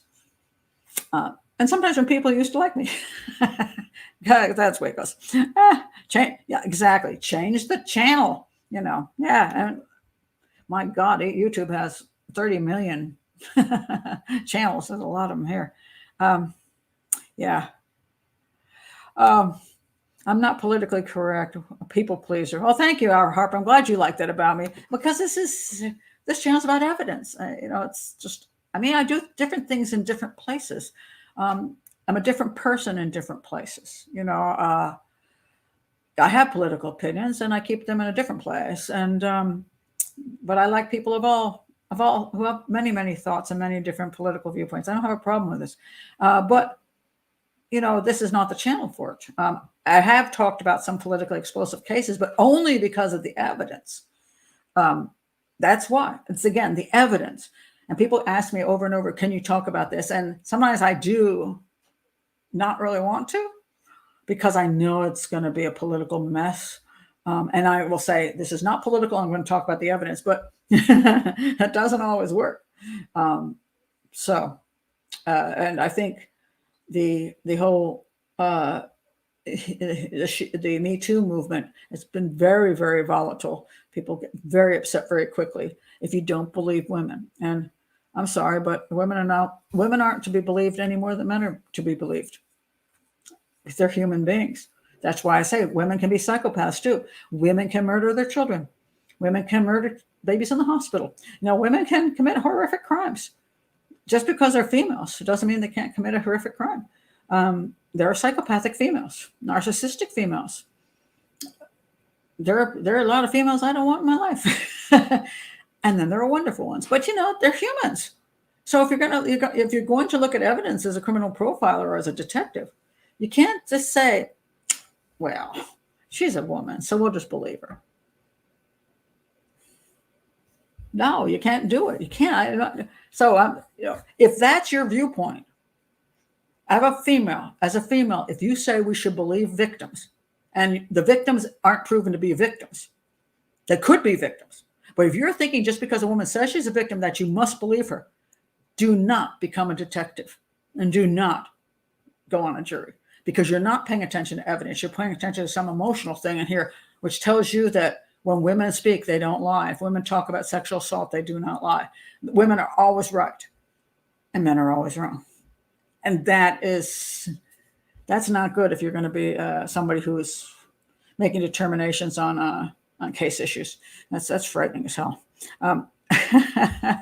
So, but and some people are like that. So maybe they're better off in a different field, because this would not be it. And again, this is not necessarily everybody coming here is not a detective or a wannabe detective, or if somebody's joining the police force. Not everybody here wants to be a profiler. They want to understand more.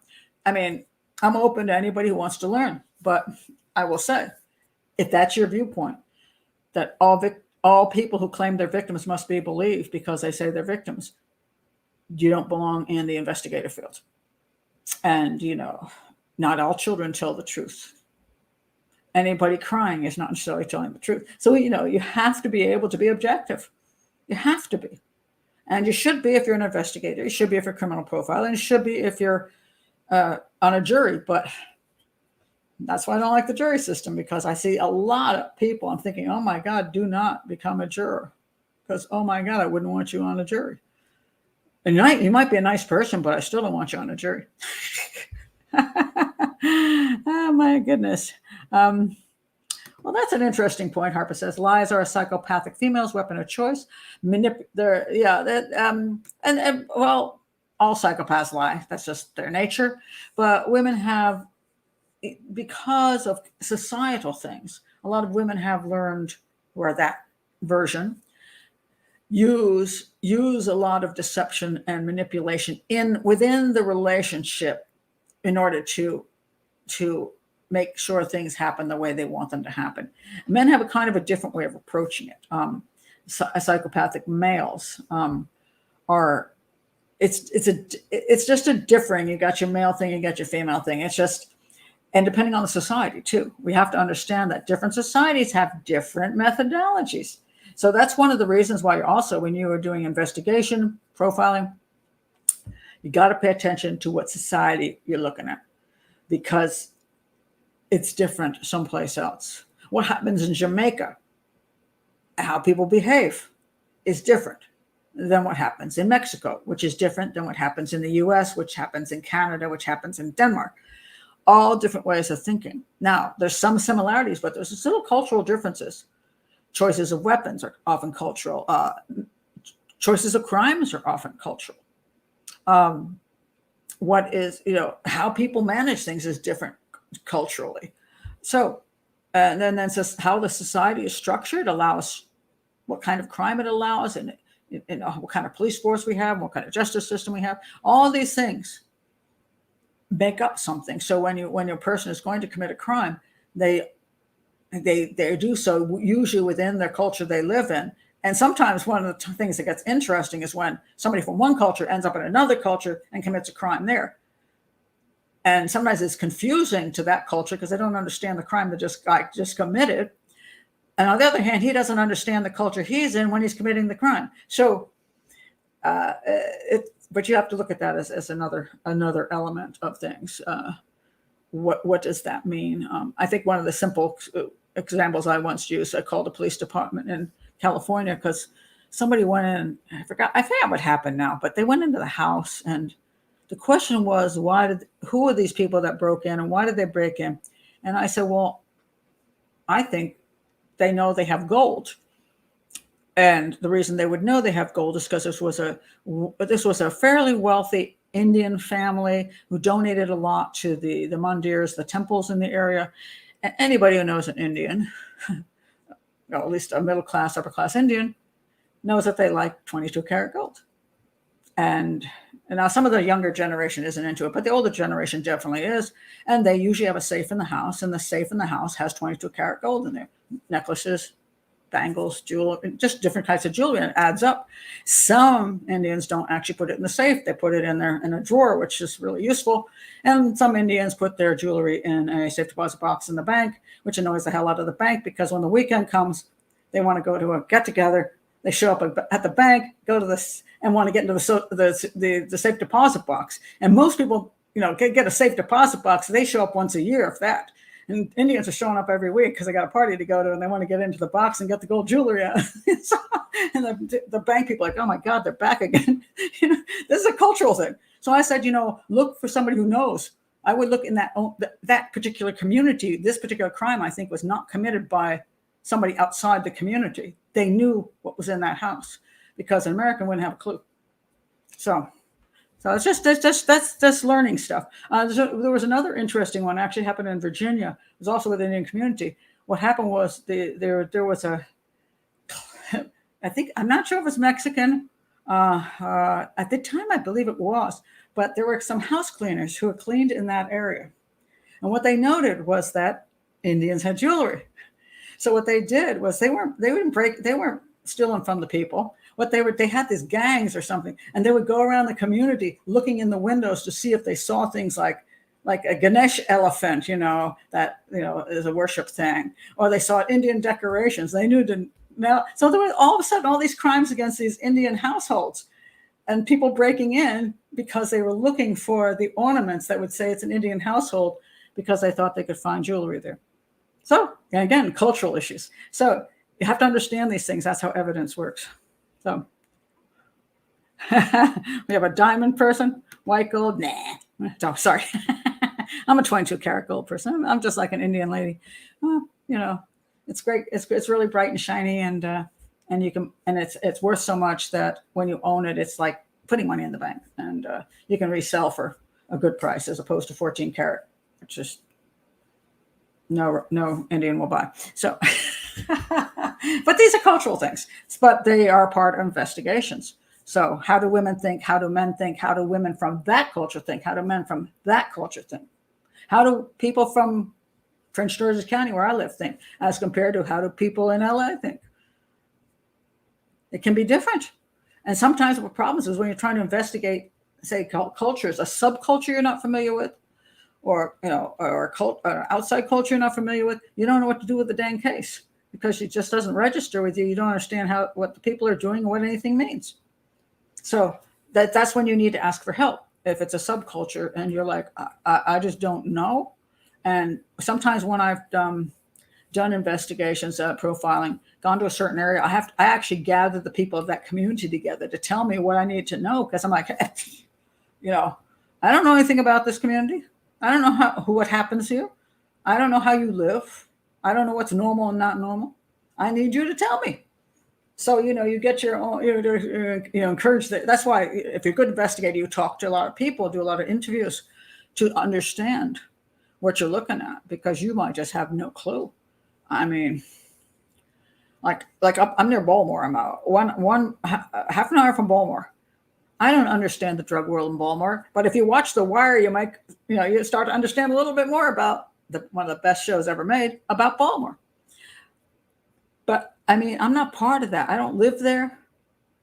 I don't know much about it. So even as a profiler, if somebody said, what do you think happened here, Pat, with this drug dealing gang up in Baltimore? And I'm like, I don't know. I don't really profile drug gangs. It's really not my thing. Find somebody who works with that. Find investigators who work up there with the narc situation up there, narcotics, and your undercover dudes. You all know how that works. You got me. And you got to know what you know and what you don't know. So, oh yeah, that was interesting. Yes, the Amish community had some interesting crimes, which if you didn't understand the Amish, you wouldn't get that either. Yeah, crime patterns are very, very different in different communities. And the weapon choice is very different in different communities. And so, it's like, why would they use that weapon? Well, because their community likes that weapon. This community does not like that weapon. No. So Yeah, it's kind of fascinating. You can see that sometimes you're watching movies from other countries or telenovelas. I watch telenovelas from Mexico or from Colombia. Those are my favorite telenovelas, and a lot of narco stuff. So, but you learn about their versions of things. And what's really interesting to me is I watched a really horrible telenovela called La Reina del Sur, which is the Queen of the South. It's dreadful. It's the stupidest thing. I might have to do a video on it just because there's blatant stupidity. But then I watched the Queen of the South, which is the American version of it. And the American version is so bad. I mean, everybody loves the American version. I'm like, oh my God, that's just not Mexico, man. Because I've been in Mexico and I know all the Mexican versions of it. And it's so not Mexican. They're missing all the points. They're missing all the ways it would really work. It's really weird to see the differences between the two of them. And I mean, both of them are silly and ridiculous, but they miss the points in the American version because they just don't get it. And I've seen the same thing true if I watch a movie from India, a Bollywood movie from India, even if it's fancied up and all kinds of silly stuff, it represents India. But I've seen movies done about India, and I'm like, that's just not true. That's not the way it actually works. No, that's not right, because they miss the cultural significance. And you can do the same with investigations, because crime does not happen in a box, outside of what's around. Crime is a part of society, so we have to recognize that. So anyway, all right. So I'll see how many. I'll see if my patrons have disappeared and whether my subscribers are gone. But if you're here, thank you for being here. Thank you for having the patience. Thank you for understanding I'm focusing on evidence, and I do apologize to anybody. It'll be one of those crappy apologies. You know how that works, where you're not really sorry that you said it, you're just sorry they feel bad. But that is the best apology I can give, because I don't like my patrons to feel bad. But I'm not going to not discuss evidence to make people comfortable and happy. I'm not going to do it. And maybe this isn't the place if it bothers you that much. But if it's just this one video, please come back for other videos. I don't usually talk about these cases very often. And so you may not hear this kind of thing again for 20 more Hangouts. And if you start hearing it again, you just see that button on it. You just say, see ya, immediately. And then you come back for another one. Something more pleasing. So anyway. Hi, Kathy. You're late, and we're all leaving now. I'm sorry you got here at it's 9:00 at night. So I'm going to get ready for my trip tomorrow. So I'll be heading to the beach. Oh yes, Sunday. So Sunday, because I'm coming back from the beach, I said I'd do another a show from either Australia, New Zealand, because I'll have to do it at 8:00 at night. And so I am going to do. The choice is going to be. I was asked to do this by quite a few people. And since I did Australia last week, I'm going to do New Zealand. I'm going to do the very famous case of the murder of Scott Guy. It's a fascinating case. Scott Guy was shot, the shotgun, at the gates of his farm. And a guy was arrested for it. I think it was a brother-in-law. He went to trial and he was found not guilty. And New Zealand is divided. Half people think he's guilty and the other half think he's not guilty. And I bought the book. There's only one book on the case that I could find, and it's from the defense. And it is, so I'm going to tell you what the book is if you're interested. But let's see, I bought it. So where is it? Where is it? Where's my orders? Okay, there's my orders. It is, what's the name of it? Digital. Okay. I bought it. It's digital order. It's called Who Killed Scott Guy? The Case of the Crypto Nation. It's by Mike White. And it is a defense book. And I sometimes enjoy reading defense books because I honestly don't know if this guy's guilty or not. So I'm not coming in with any, he definitely did it, or why did they let him off? I don't even know the case very well. But sometimes it's interesting to me, since the guy did get off, apparently had a very good defense. The defense says the reason he was found not guilty is because he didn't do it. A prosecution says he did do it. But here we have the defense book. And I'm always curious because if I read the defense book and they can't convince me that the guy's innocent, then I find that interest.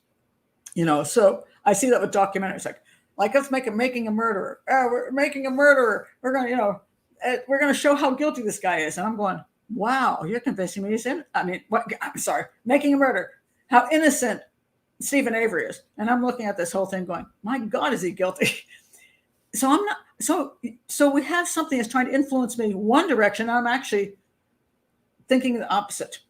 So sometimes something that's a prosecutorial agenda saying he's absolutely guilty. Sometimes I thought, even with what they're saying, I don't think he's guilty, and vice versa. The defense says he's innocent, but I find that I'm not buying it.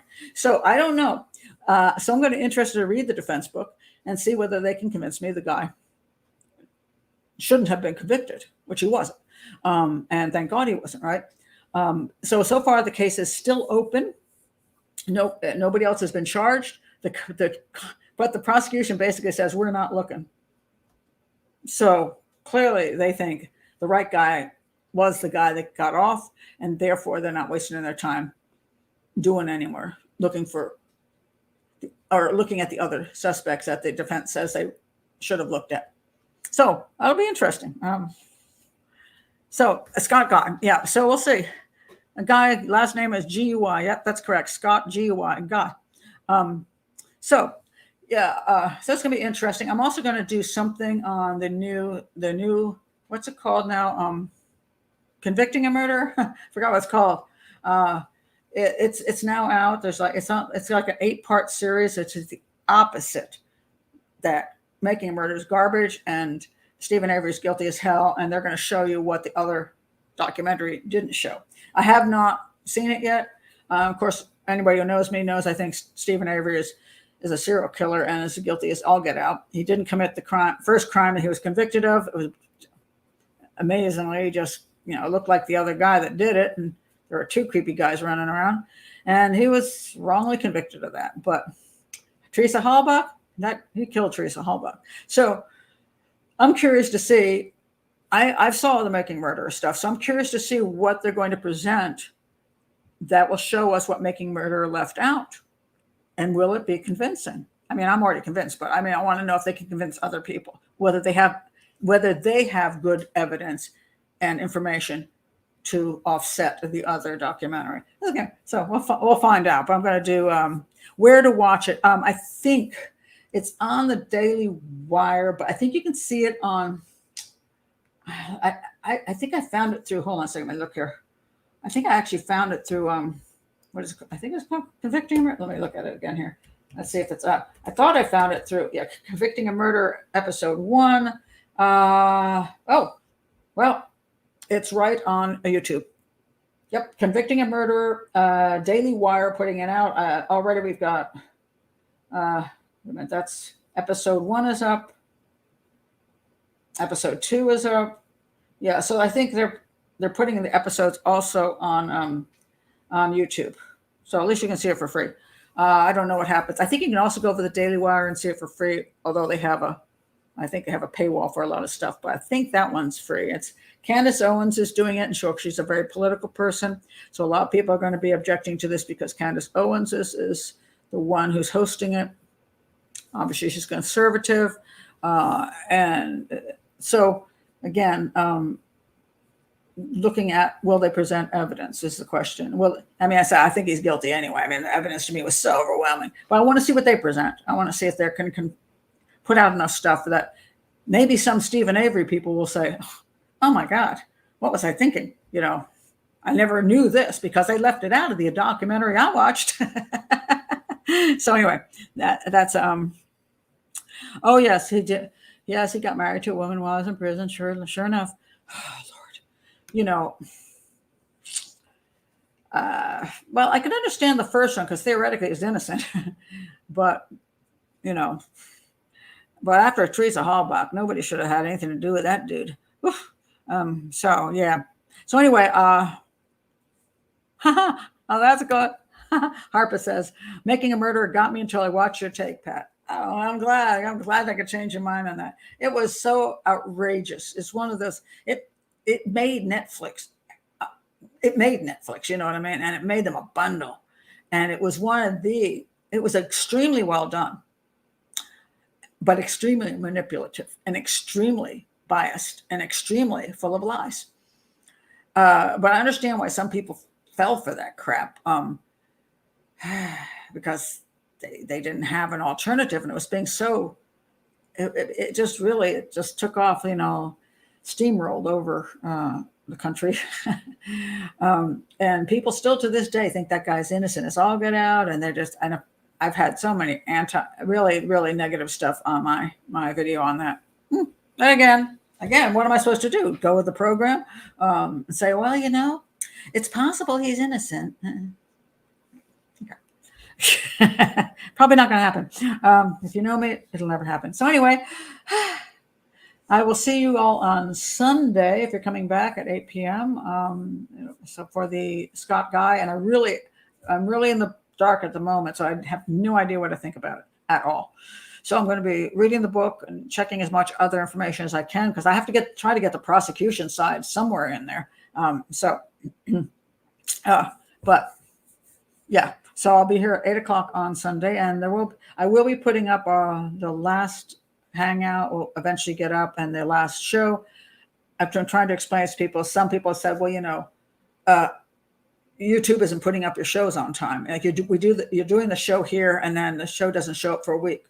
YouTube is doing this. No, that's not what's happening. YouTube used to do. What happens is when you get ready to, you get your stuff up there. It's ready. They give you a yellow $sign or a green $sign. If you get a green $sign, you can put it up right away because it's already monetized. And since you make the most of money when you first put your show up, and that's how you survive as a channel, you got to have some money coming in. It's not great, but it's the advertising money. You need the green. You need the green sign so you can put it up, and then people can see it, and you can get some kind of income off of it. But if the yellow one comes up, that means it's not proper for advertisers. And then you have to ask for a human review. Well, the human review used to take 24 to 48 hours. Now it's taking 7 days. If I look at this right now, the last hangout is still under review for the last time I looked at it. Yep. It's been under review it's going on 7 days. If I put that hangout up, I make zero money on it because it's not monetized, and I have to have it monetized. Now, once in a while, they won't monetize it no matter what I do because I did something in the show that they don't approve of. And so I've had a few of my videos that don't get the monetization, and then you just lose the money on the whole thing. That does happen. But you shouldn't lose it on ones you shouldn't lose it on. So, but it is taking 7 days now. So what I'm doing is pretty much I'm doing the show and waiting a week, and then about that time it'll get up there. So I'll still be putting out the same amount of shows. It's just that from the time I do it live with you guys to the time it actually makes it public is about a week now, because that's what YouTube is doing. Lord. So anyway, so I will see you then, and I hope not all of you have run away, and that would be that would be nice. That would be nice.